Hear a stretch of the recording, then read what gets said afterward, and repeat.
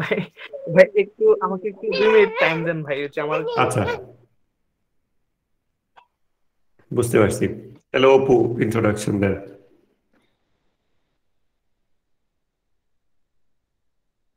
হ্যাঁ অপু, শুরু করেন। আসসালামু আলাইকুম। ওয়ালাইকুম আসসালাম। ইন্ট্রোডাকশন বলতে আমি তো হচ্ছে মাঝখানে কিছু ক্লাস হচ্ছে জয়েন করতে পারিনি পার্সোনাল ইস্যুর কারণে। বাট আমার যতদূর মনে পড়ে যে শনিবার ক্লাসটা হচ্ছে অনেকটা ডিসকাশন মূলক, যে যুক্তিবিদ্যা যে আমরা শিখতেছি, শিখার পর আমরা যে অ্যাপ্লাই করতে যাবো বাস্তব লাইফে, তো সেই অ্যাপ্লিকেবিলিটিটা আমাদের কেমন হতে পারে বা কেমন হওয়া উচিত, এরকম একটা মানে ওভারঅল একটা ধারণা হবে আজকের ক্লাসটাতে। আর মঙ্গলবার হচ্ছে অনেকটা বিষয় ভিত্তিক আলোচনা, আমার যতটুকু আমি রিকল করতে পারতেছি ব্যাপারটা এরকম ছিল।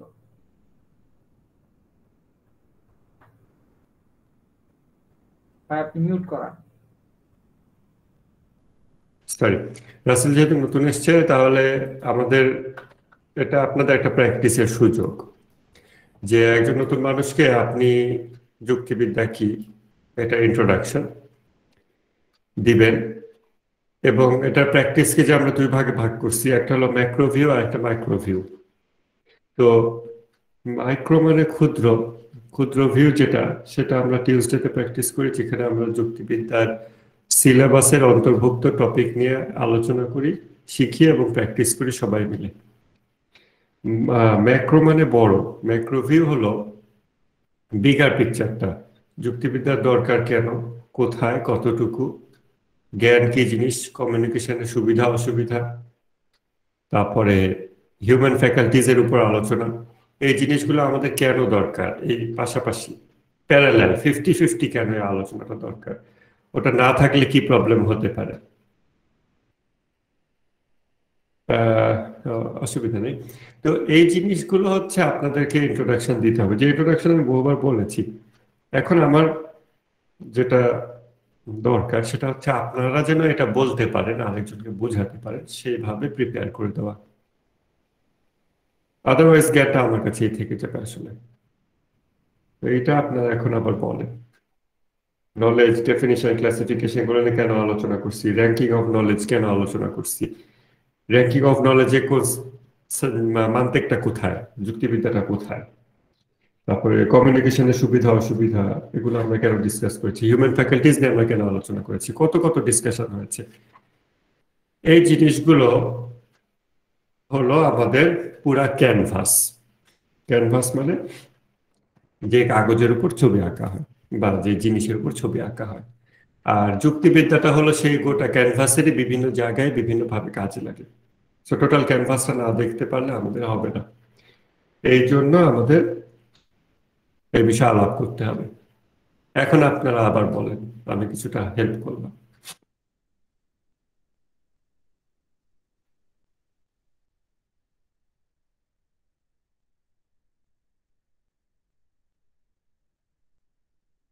বলে কি ভিডিওগুলো দেখেছিলেন?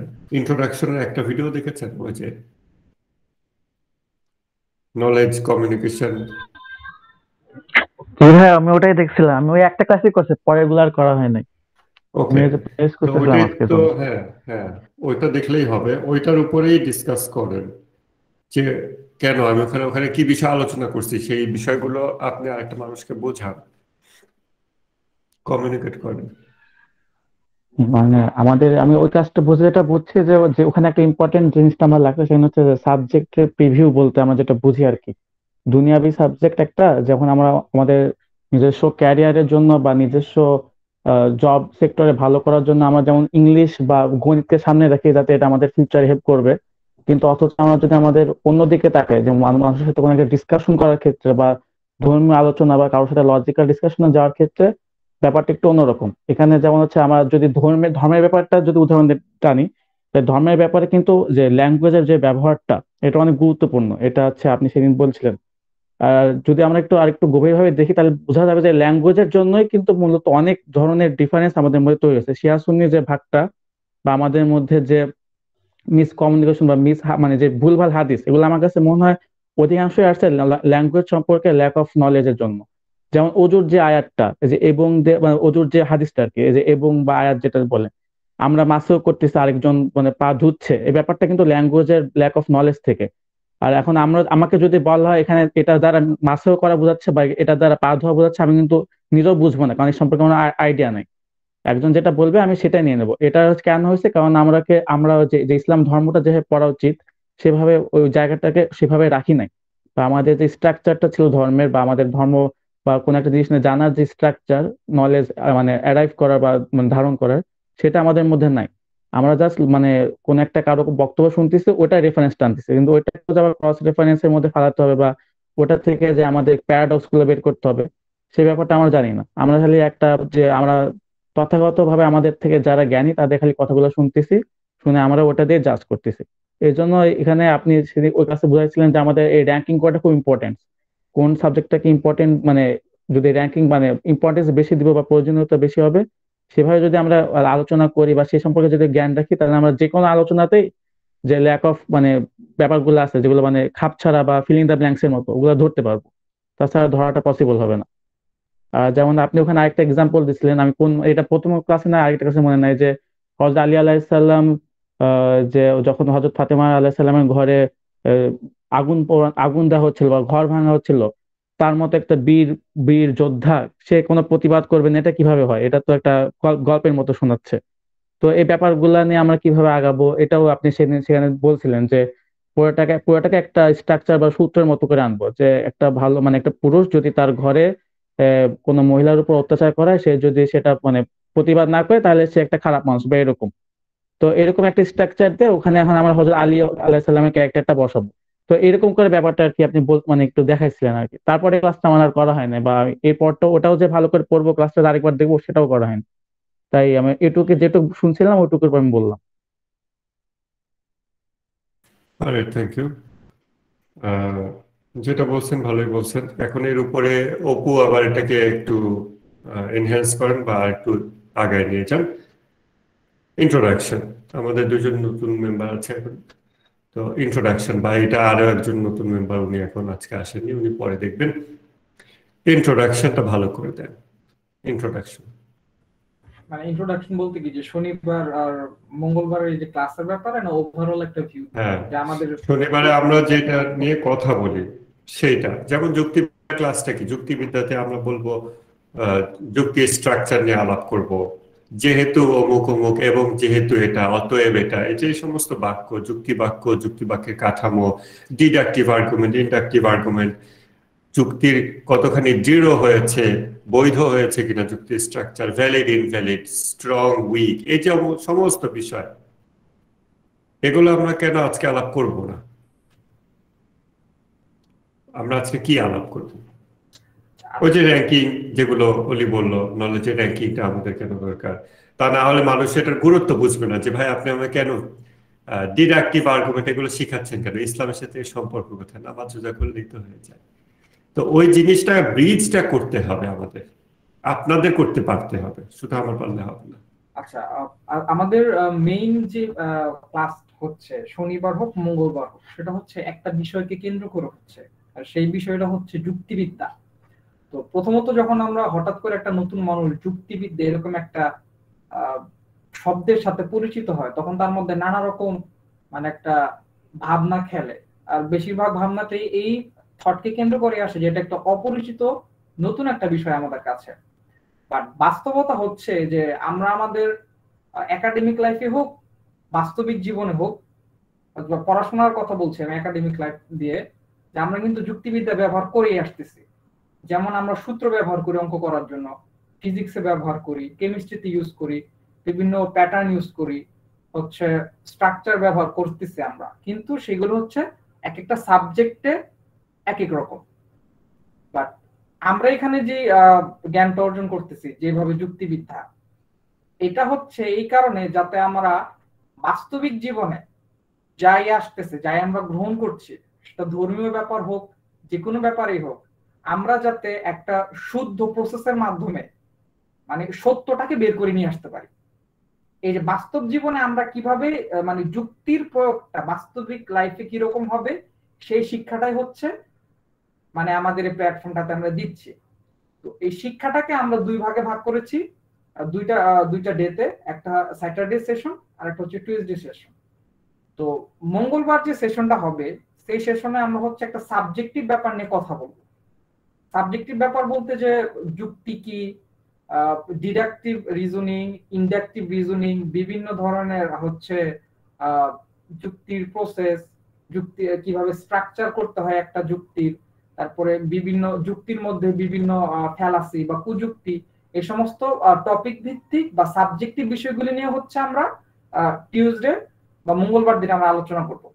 শনিবার দিন হচ্ছে ব্যাপারটা এরকম যে মাসুদ ভাই যেটা বললো যে এই যে আমরা যে যুক্তির বিভিন্ন ক্রাইটেরিয়াগুলি শিখলাম, এই শিক্ষাগুলি আমরা বাস্তবিক জীবনে, সেটা নিজের উপর হোক একটা ব্যক্তির উপর হোক, এই সমস্ত বিষয়গুলিকে আমরা কিভাবে মানে কোন প্রসেসে কোন জায়গায় কোনটা অ্যাপ্লাই করা উচিত, মানে ওভারঅল যে সিচুয়েশনটা জাস্টিফাই করে কিভাবে আমরা অ্যাপ্লাই করব, এই জিনিসটা নিয়ে হচ্ছে একটা ডিসকাশন হবে হচ্ছে স্যাটারডেতে। যেমন এক্সাম্পল হিসেবে আমি বলতে পারি যে যেমন মাসুদ ভাই বলছিল একটা গ্রুপের ভিতরে, সরি তার ক্লাসের ভিতরে, হয়তো নতুনরা শুনেনি সে ক্লাসটা, যে রাসূল সাল্লাল্লাহু আলাইহি সাল্লামের ব্যক্তিগত লাইফ নিয়ে যখন এইথিস্টরা অ্যাটাক করে, তখন ফার্স্টে তারা অ্যাটাক করে হচ্ছে কি নিয়ে, সবচেয়ে কমন একটা অ্যাটাকের জায়গা হচ্ছে রাসূল সাল্লাল্লাহু আলাইহি সাল্লামের সাথে আয়েশা রাদিয়াল্লাহু আনহার বিয়ে।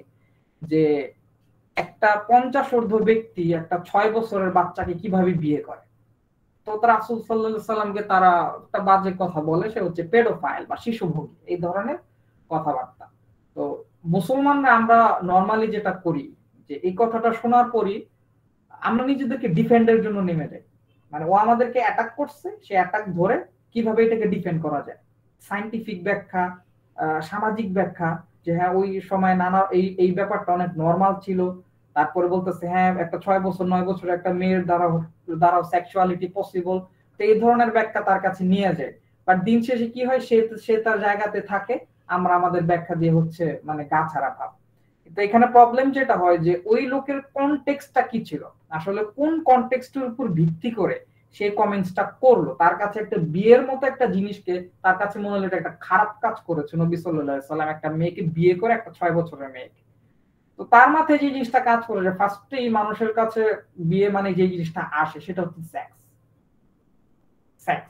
তো এই সেক্স যখন একটা মানুষ এইভাবে চিন্তা করতেছে যে একটা 50 বছরের একটা মানুষের সাথে, একটা লোকের সাথে একটা 6 বছরের মেয়ের সেক্স, এই চিন্তাটা যখন তার মাথার মধ্যে ট্রিগার করে সে প্যানিক হয়ে যায়, এই জিনিসটা সে নিতে পারে না, কারণ একটা 6 বছরের বাচ্চা তো একটা ছোট মানুষ, সে এই সাথে কিভাবে সে সেক্স করতেছে, সে বা কিভাবে ওই মেয়েটাকে বাচ্চাটাকে ভোগ করতেছে, তার মাথার মধ্যে এইটা আসে।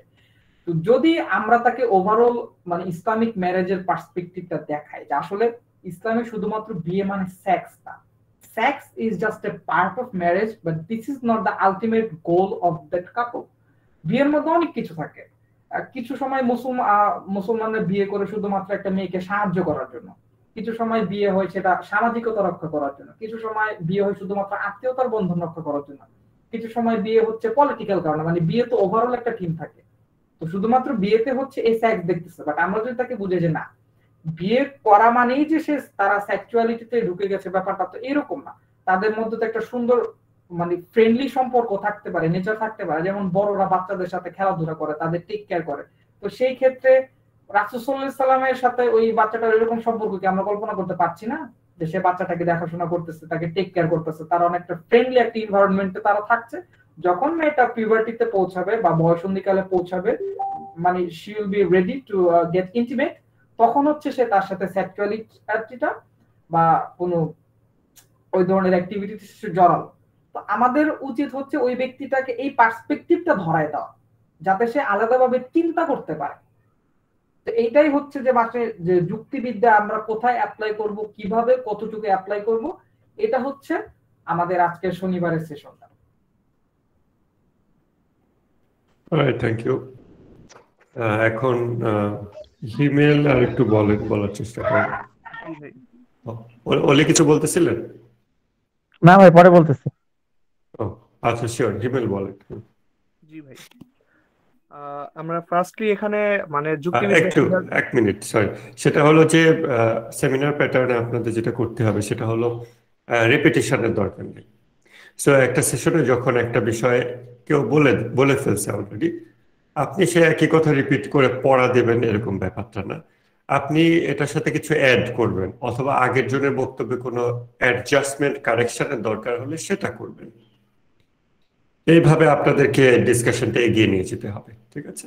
সো ওলি একটা কিছু বিষয় বলেছে, অপুর কাছ থেকে আমরা একটু ডিফারেন্ট কিছু বিষয় জানলাম, আপনার কাছ থেকে আমরা অন্য কিছু জানার চেষ্টা করি।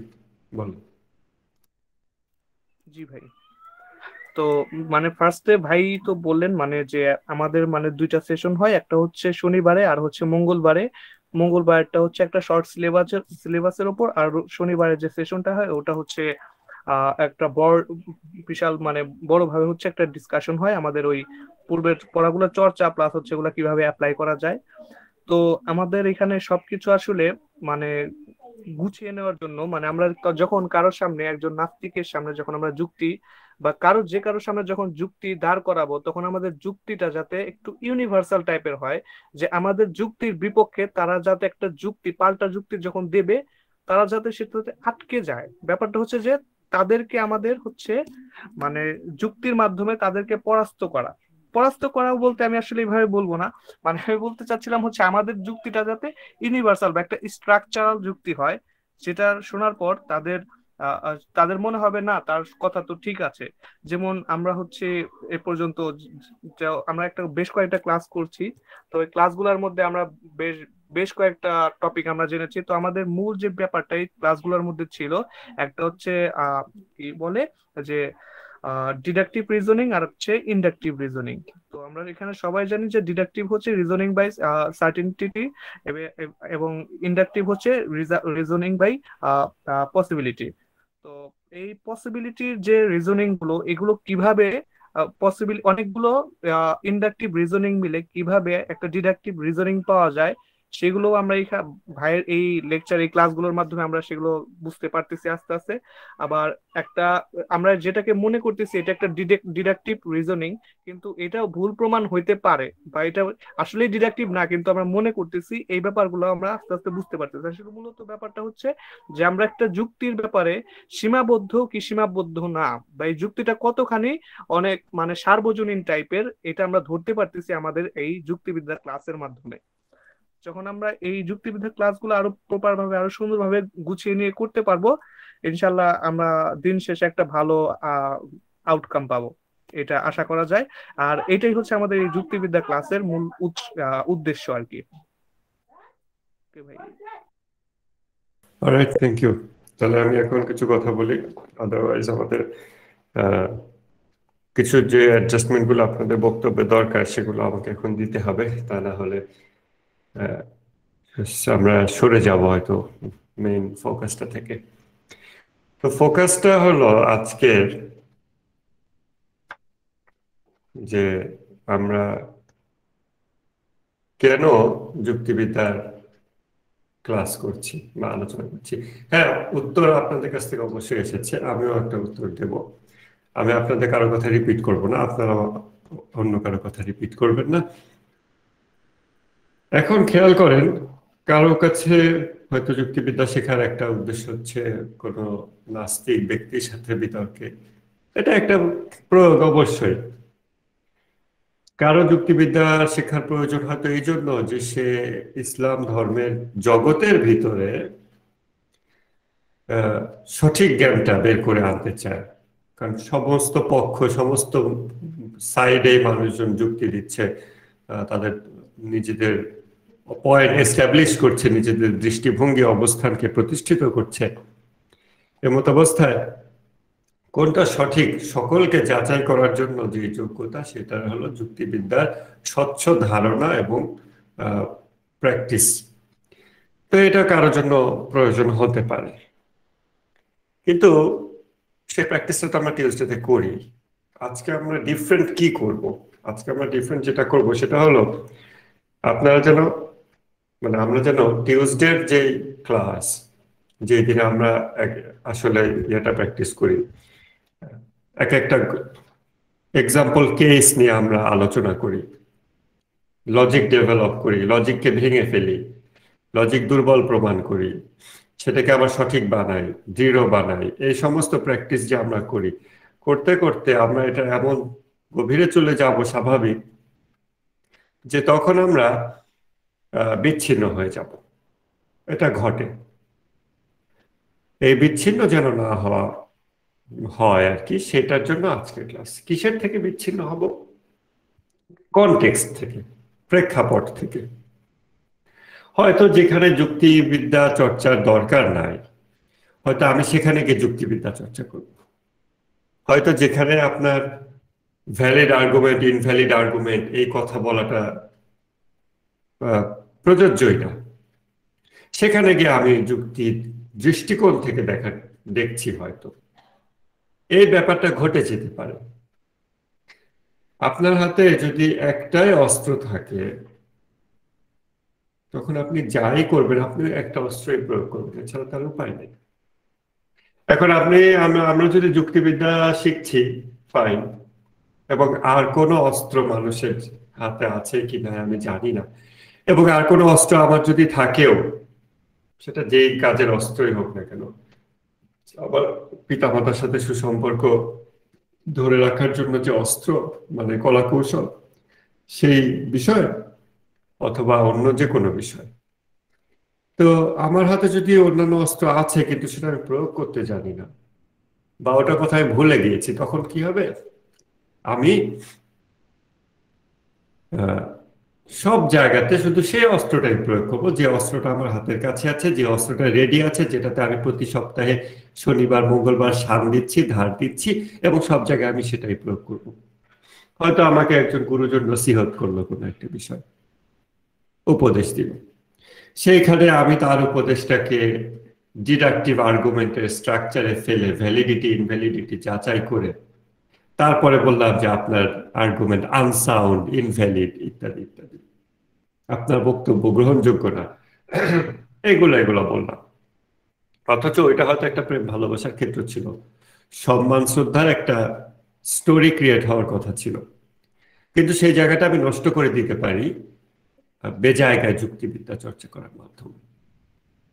এবং বেজায়গায় যুক্তিবিদ্যা চর্চা যেন না হয়, সেটার জন্য কি করণীয়?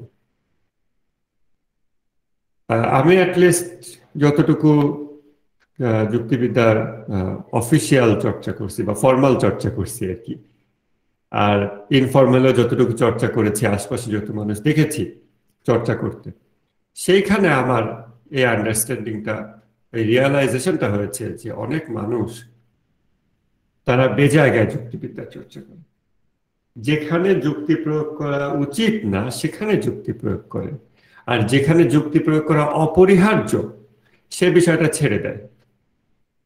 যুক্তি তর্ক সবাই করে, চিন্তা করে, যুক্তি সবাই করে। যেমন এই লাউটা কিনবো না ওই লাউটা কিনবো, একটা রিজনিং কাজ করে ব্রেনের ভিতরে, যে এটা দেখতে এমন, অতএব চান্স আছে এটার ভিতরে পোকা নাই, চান্স আছে এটা বেশি সুস্বাদু হবে। রিজনিং সবাই করে, তাই না? কিন্তু সঠিক জায়গায় করছে কিনা, এটা হলো বিষয়। সেটা আমরা কিভাবে এনশিওর করব? নাকি আমরা শুধু যুক্তিবিদ্যা সিলেবাস চর্চা করতে করতে আমরা মানতে কি হয়ে যাব, এমন যুক্তিবাদী হয়ে যাব যে আমি আর বুঝতে পারতেছি না যে এই জায়গায় আমার চুপ থাকা দরকার, আমি কথা বলে যাচ্ছি, শুধু কথা বলে যাচ্ছি। ফেসবুকে একটা পোস্ট, ধর্মীয় বিষয় কেউ কিছু লিখেছে, ওখান থেকে হয়তো আমার কিছু নসিহত নিলে আমার কাজে লাগবে, আমি সেখানে কমেন্ট করে যাচ্ছি যুক্তি যুক্তি যুক্তি। মেবি আবার মেবি যেখানে আমার আর্গুমেন্ট রিয়েলি করা উচিত সেখানে হয়তো আমি ছেড়ে দিচ্ছি। আমি এটা যেন না করি সেটা এনশিওর করার জন্য আমরা কি করতে পারি? আপনারা দেখবেন অনেক জায়গায় যখন মানুষ গুরুজনের সাথে তর্ক করে, in most of the cases গুরুজনের সাথে তর্ক জায়গাটা হচ্ছে ভুল জায়গায় যুক্তি প্রয়োগ। গুরুজনের সাথে তর্ক করাটা বেশিরভাগ জায়গায় বেজায়গা, বেশিরভাগ ক্ষেত্রে ওটা হলো বেজায়গা। আরো অনেক ব্যাপার আছে যেখানে বেজায়গায় আমরা যুক্তি প্রয়োগ করে বসতে পারি। এই জন্য আদারওয়াইজ আমাদের যতদিন এই সেশনগুলো হচ্ছে, আমরা এতদিনে একটা যুক্তিবিদ্যার কিতাব নিয়ে যদি সিলেবাস ওয়াইজ একদিন এক একটা টপিক শুধু শেষ করা যেতাম, তাহলে আমরা অনেক দূর আগে যেতে পারতাম সিলেবাসে। কিন্তু সেটা আমরা কেন করতে চাই না? সেটা আমি কেন চাই না? আমি এই জন্য চাই না যে আমরা যেন যুক্তিবাদী পশুতে পরিণত না হই। এবং এই ওয়ার্নিংটা আমি প্রথম ক্লাসে পেয়েছি, কিন্তু পরে দেখলাম যে এটা আসলে একবার ওয়ার্নিং দিয়ে ফেলে রাখলে যথেষ্ট না। এই ওয়ার্ডিংটা আমাদের প্রতিটা ইয়ের সাথে সাথে যুক্তি যতখানি আমরা প্র্যাকটিস করবো সাথে সাথে অতটুকু সময় আমাদেরকে আবার এই বিষয়গুলো খেয়াল করতে হবে। যেমন একটা দোয়াতে আছে, আহলে বাইতের সূত্রে বর্ণিত একটা দোয়াতে আছে যে হে আল্লাহ, তুমি মানুষের কাছে আমার মর্যাদা বৃদ্ধি করো না সমপরিমাণ আমার নিজের কাছে নিজেকে না নামিয়ে। দোয়াটা সুন্দর, খেয়াল করেন দোয়া থেকে এটা একটা অংশ, যে মানুষের কাছে আমার মর্যাদা বৃদ্ধি পাচ্ছে, সম্মান বৃদ্ধি পাচ্ছে, বা খ্যাতি বৃদ্ধি পাচ্ছে, যা কিছু পজিটিভ এগুলো বৃদ্ধি পাচ্ছে মানুষের চোখে, যতটুকু বৃদ্ধি পাচ্ছে আমার নিজের ভিতরে যেন আমি নিজেকে আরো নিজের দোষ ত্রুটিগুলো ওই মাত্রায় যেন আমি আরো দেখতে পাই। আদারওয়াইজ আমার মধ্যে অহংকার, তারপর নানান রকম ক্ষতি, প্রশংসা থেকে যে ক্ষতিগুলো মানুষের হয়ে থাকে সেগুলো আমার মধ্যে বৃদ্ধি পেতে থাকবে। অতএব ওই দিকে যতটুকু টান হচ্ছে বিপরীতে আমি সমপরিমাণ টান দেবো, আমি ব্যালেন্সে থাকবো। এটা আহলে বাইতের সূত্রে বর্ণিত একটা দোয়ার একটা অসাধারণ একটা অংশ, যেখানে এটা বলা হচ্ছে যে আমাকে মানুষের মাঝে আমার সম্মান মর্যাদা বৃদ্ধি করো না সমপরিমাণ আমার নিজের কাছে নিজেকে না নামিয়ে। খেয়াল করে দেখেন, একটা ছোট বাক্য কিন্তু এর ভিতরে কি পরিমাণ উইজডম আছে। হয়তো এই জন্য আমরা যুক্তিবিদ্যা যতটুকু চর্চা করব, আবার সমপরিমাণ সময় আমরা দিচ্ছি স্যাটারডেতে যেন আমরা সঠিক জায়গায় যুক্তিবিদ্যা চর্চা করি। এইথিইজমের সাথে প্রবলেমটা কোথায়? এইথিইস্টিক কন্ডিশনিং প্রসেস নিয়ে আমি আগেও কথা বলেছি। আপনাদের এই একটা টপিক আপনারা আমার ক্লাসগুলো ইউটিউবে দেখেন বা ফেসবুকে দেখেন, সেখানে তো আমি সামারি টপিকগুলো লিখে দিই। সেই শিরোনামগুলো একটু দেখে আসলেও আপনাদের আজকে কথা বলতে সুবিধা হবে, কারণ আমি চাচ্ছি আমি যেইভাবে আপনাদের কাছে বিষয়গুলো কমিউনিকেট করে দিয়েছি, যে কারণে আপনারা স্যাটারডে ক্লাসে গুরুত্ব বুঝছেন, টিউসডে ক্লাসে গুরুত্ব বুঝছেন, ওই 50% টাইম আমরা অ্যাকচুয়াল লজিক প্র্যাকটিসে দিচ্ছি কেন, বাকি 50% টাইম আমরা মেটা ডিসকাশন সেটাতে কেন দিচ্ছি? এই ব্যাপারটা আপনারা যেভাবে বুঝতে পেরেছেন, আপনারা যেটা একইভাবে আরেকটা মানুষকে বুঝিয়ে দিতে পারেন, সেই সক্ষমতা আপনাদের ডেভেলপ করতে হবে। ওইটা যতটুকু ডেভেলপ হবে আপনারা যেন ততটুকু যুক্তি প্র্যাকটিস করতে পারেন। কিন্তু এখন আমি যেমন আজকে টেস্ট নিলাম আপনাদের যতটুকু, এখনো আপনারা সেই বিষয়গুলো, ওইটা যদি আপনারা মানে এই বিষয়গুলো মেটা ডিসকাশন এটা আপনারা হয়তো 10% পাচ্ছেন, ওয়ারেজ লজিক প্র্যাকটিসটা আপনারা হয়তো 40% পাচ্ছেন। আমি তো 2 দিনে আপনাদের টেস্ট নিই, তাই না? আপনাদের প্র্যাকটিস করতে দিই। অতএব আপনাদের এই বিষয়গুলো আরো বলতে পারতে হবে, ক্লিয়ারলি বোঝায় বলতে পারতে হবে আমাদেরকে। এথিইস্টিক কন্ডিশনিং প্রসেস যেটা বলছি, এথিইস্টিক কন্ডিশনিং প্রসেসে কি হয়, একটা মানুষের যতগুলো ফ্যাকাল্টি আছে, হ্যাঁ, আবেগ, যুক্তিবোধ এবং অন্যান্য যা কিছু ফ্যাকাল্টি, হিউম্যান ফ্যাকাল্টিস, মানবীয় গুণাবলী যা যা আছে, এই গুণাবলীগুলোর ভিতরে আপনি কোনো পরিবেশে থাকলে দেখবেন একটা পরিবেশে হয়তো কোনো একটা বিশেষ গুণের চর্চা বেশি হচ্ছে। আপনি যদি তাবলিগে চিল্লা দিতে চান, সেখানে মানুষের যে ক্ষুধা, প্রেম এবং দয়া, মায়া, ভালোবাসা, সামাজিকতা, উদারতা, এই যে গুণাবলী মানুষের ভিতরে, এগুলোর চর্চা বেশি হবে। রাগ, ঘৃণা, ক্ষোভ, এই চর্চাগুলো আবার কম হবে। আপনি যদি এমন পরিবেশে থাকেন যেখানে আপনার রাগ, ঘৃণা, ক্ষোভ, কঠোরতা এগুলো একেবারেই চর্চা না হয়, 1 বছর পর আপনি দেখবেন যেখানে রাগ করা দরকার আপনি রাগ করতে পারছেন না। আপনি যদি নাস্তিক্যবাদী মহলে চলাফেরা করেন, উঠা বসা করেন, ভেরি লাইকলি, খুব বেশি চান্স আছে যে আপনার যুক্তিবোধ অত্যন্ত শানিত হয়ে যাবে। কিন্তু মানুষের দুঃখ, দুর্দশা এগুলো দেখে আপনার ভিতরে দয়া, মায়া, আবেগ জাগবে কম বা নাও জাগতে পারে, অথবা একটা মানুষের যেটা অ্যাকচুয়াল দুর্দশা ওটা হয়তো আপনি ডিটেক্টই করতে পারবেন না। ইটস পসিবল, এটা ঘটে। আমরা মানুষের দুর্দশার উদাহরণ কি দেই?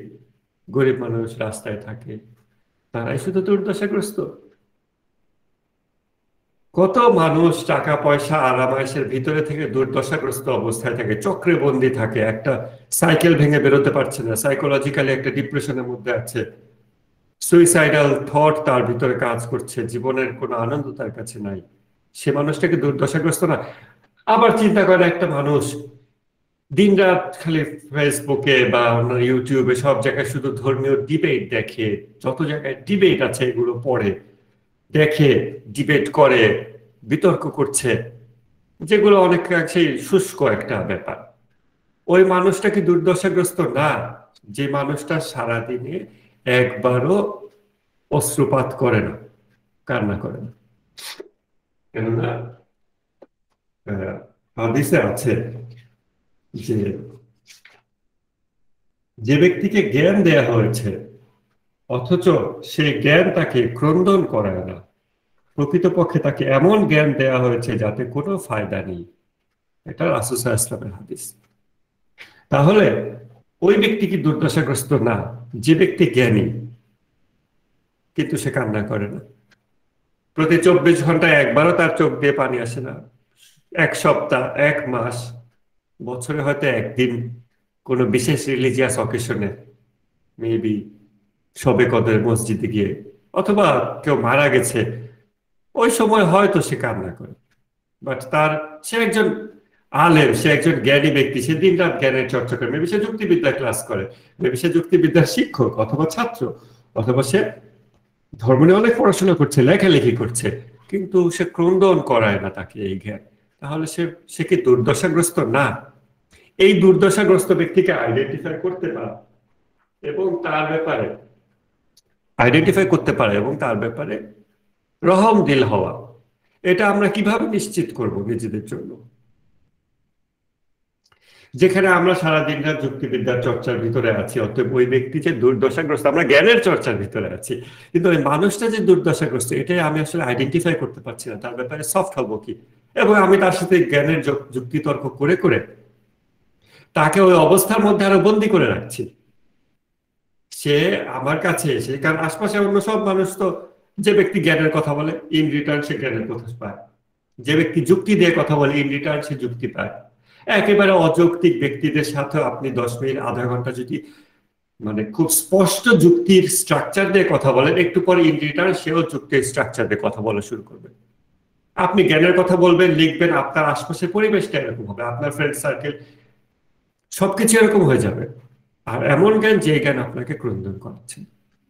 এখন এরকম একজন ব্যক্তি যদি আপনার কাছে আসে, যার এরকম অবস্থা, জ্ঞানী ব্যক্তি, কিন্তু তার অন্তর কঠোর হয়ে আছে, সেখানে কোনো অশ্রুপাত নেই, যেটা রাসূল সাল্লাল্লাহু আলাইহি ওয়াসাল্লামের দৃষ্টিতে ফায়দাহীন জ্ঞান। এখন আপনি হতে পারতেন সেই ব্যক্তির জন্য একটা সুযোগ, এবং আপনার হওয়া উচিত সেই ব্যক্তির জন্য একটা সুযোগ, যেখানে এসে তার হৃদয়ের ওই নরম অংশগুলো জেগে উঠবে। সেটা আপনি কিভাবে আইডেন্টিফাই করবেন? সেটা আমরা কিভাবে এনশিওর করব? যুক্তিবিদ্যার কোনো কিতাবের ভিতরে এটা ডাইরেক্টলি নাই, বাট সেই বিষয়গুলো আমরা লজিক দিয়ে বুঝতে পারি।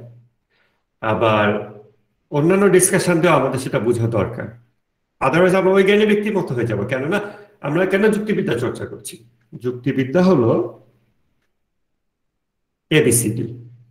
আপনি ম্যাথমেটিক্স করতে চান, আপনি ফিজিক্স কেমিস্ট্রি পড়তে চান, আপনি গণিত, আপনি যদি সঙ্গীত শাস্ত্র চর্চা করতে চান, যেই শাস্ত্রের চর্চা করেন, আপনি যদি কিতাব পড়তে চান আর লিখতে চান, আপনার তো সরাসরি শিখতে হবে। যুক্তিবিদ্যা হচ্ছে সমস্ত নলেজের এবিসিডি, গ্রামার অফ থট। আপনি এগুলো শিখবেন, তারপর আপনি ওই দুর্দশাগ্রস্ত ব্যক্তি হয়ে যাবেন। যেন না হন সেই জন্য আজকে আমাদের ক্লাস। সেটা আমরা কিভাবে নিশ্চিত করব? সেই জন্য আমরা ডিসকাস করব ডিসকাশন অন হিউম্যান ফ্যাকাল্টিজ, যেটা আমাদের স্যাটারডে যে 3টা টপিক। একটা হচ্ছে নলেজের উপর ডিসকাশন, একটা হলো কমিউনিকেশন বা যোগাযোগের উপর আলোচনা, আর একটা হচ্ছে ডিসকাশন অন হিউম্যান ফ্যাকাল্টিজ, বিভিন্ন মানবীয় যোগ্যতার উপর আলোচনা।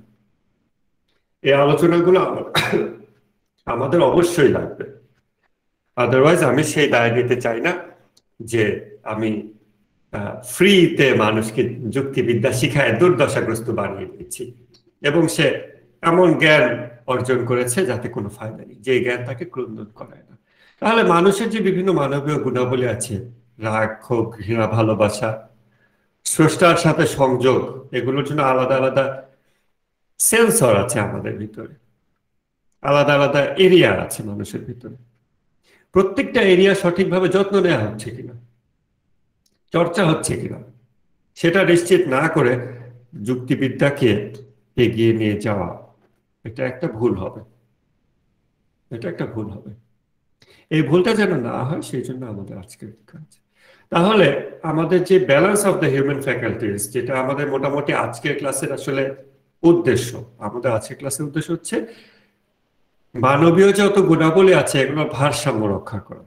কারণ ওই যে আপনি যদি সারা জীবন চিল্লায় যান থাকেন, সেখানে উদারতা, দয়া, মায়ের চর্চা হতে হতে হয়তো আপনার রাগ যেখানে করা দরকার আপনি করতে পারছেন না। আপনি যদি নাস্তিকদের সাথে উঠা বসা করতে থাকেন, বাংলাদেশি বাংলাভাষী বা ইন্ডিয়ান বাঙালি নাস্তিকদের সাথে উঠা বসা করতে থাকেন ফেসবুকে সবকিছুতে, তাদের কিতাবাদি পড়তে থাকেন, মেবি আপনার ভিতরে দয়া, মায়া, ভালোবাসা, উদারতা এগুলো অফ হয়ে যাবে। 100% অফ হবে না, হয়তো 90% অফ হবে।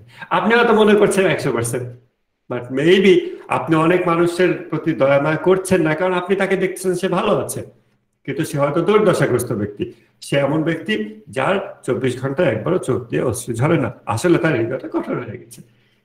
এই বিষয়গুলো আমরা স্যাটারডে ক্লাসে বিষয় করব। এখন বলেন যে হিউম্যান ফ্যাকাল্টি গুলো কি কি? কেউ এটাকে 3 ভাগে ভাগ করেছে, ইমাজিনেশন, প্যাশন এবং লাস্ট। কেউ 7 ভাগে ভাগ করেছে। আমি ইয়েদের দৃষ্টিকোণ থেকে বলছি, যারা আত্মশুদ্ধি এগুলোর শিক্ষক যারা,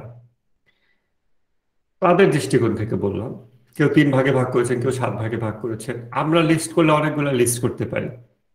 মানুষের কি কি গুণাবলী আছে? রাগ আর ঘৃণা দুটো ডিফারেন্ট কিনা?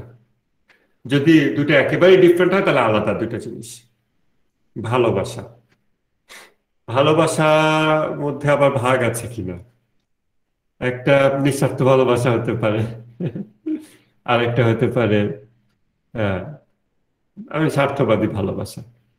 আবার ধরেন যৌনতা, এইটা আর ভালোবাসা তো অনেক সময় আলাদা করা যায় না, অনেক সময় এই দুটা মাখামাখি হয়ে যায়, মিক্স হয়ে যায়। তখন দুটাকে কিভাবে আলাদা করবো? যৌনতাকে একটা আলাদা জিনিস বলবো, ভালোবাসাকে একটা আলাদা জিনিস বলবো? ডেফিনিশনটা নিয়ে চিন্তা করতে হবে, সংজ্ঞা নিয়ে চিন্তা করতে হবে। আর কারণ অনেক ভালোবাসার আসলে যৌনতা পূর্ণ ভালোবাসা বলা যায়, তখন ভালোবাসা জিনিসটার সংজ্ঞা কি হয়? আমার ভিতরে ভালোবাসার চর্চাটা কিরকম হচ্ছে, নাকি আমার ভিতরে ভালোবাসার চর্চা যেটা হচ্ছে সেটা আসলে 100%ই শুধু যৌনতাপূর্ণ ভালোবাসা, মেবি যার প্রতি আমি আকৃষ্ট তার সাথে। আর মেবি খোদাই ভালোবাসা যদি বলে একটা কিছু থাকে, সেটা আমার চর্চা হচ্ছে কিনা, আমি এটা খেয়াল করছি কিনা, এগুলো ব্যালেন্স আমি মেনটেন করছি কিনা। তারপরে এই হচ্ছে ওভারঅল ভালোবাসার একটা এরিয়া। তারপরে লজিক, লজিক খুব বেশি বেড়ে যাচ্ছে কিনা অথবা খুব কমে যাচ্ছে কিনা, এই ব্যালেন্সটা আমি মেনটেন করতে হলে আমি কি করব? আপনারা এটার জন্য কোনো পদক্ষেপ নিয়েছেন কিনা? এইটার জন্য নিজেরা ধ্যান চিন্তা করেছেন কিনা, ফিকির করেছেন কিনা, কন্টেমপ্লেট করেছেন কিনা, যে আমার সকল মানবীয় গুণাবলীকে আমি ভারসাম্যে রাখতে চাই। আমি খুব রাগী হতে চাই না, খুব বেশি সফট হতে চাই না, আবার অশ্রুপাত করে না এমন জ্ঞানী হতে চাই না, আবার কোনো জ্ঞান অর্জন করে না, দিনরাত শুধু ওয়াজ শুনে, বিভিন্ন ধর্মীয় গান শুনে, কবরের আযাবের বর্ণনা শুনে শুধু দিনরাত কান্নাকাটি করে, সেটাও 100% হতে চাই না। I want to achieve balance. And how can I do that? এইটা আপনাদের এনশিওর করতে হবে। এটা এনশিওর করার উপায় কি? এখন আপনারা এটার উপর কিছু কমেন্ট করুন, আমি শুনি।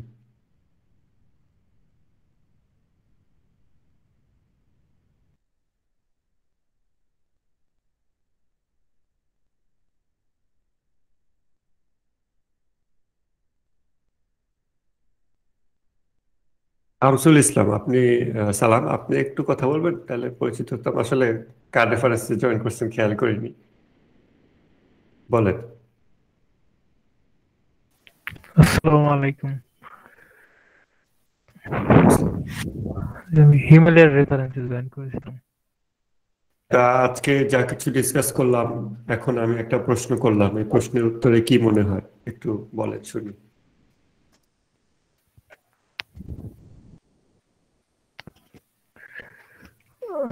কি বলবো বুঝতেছি না আসলে।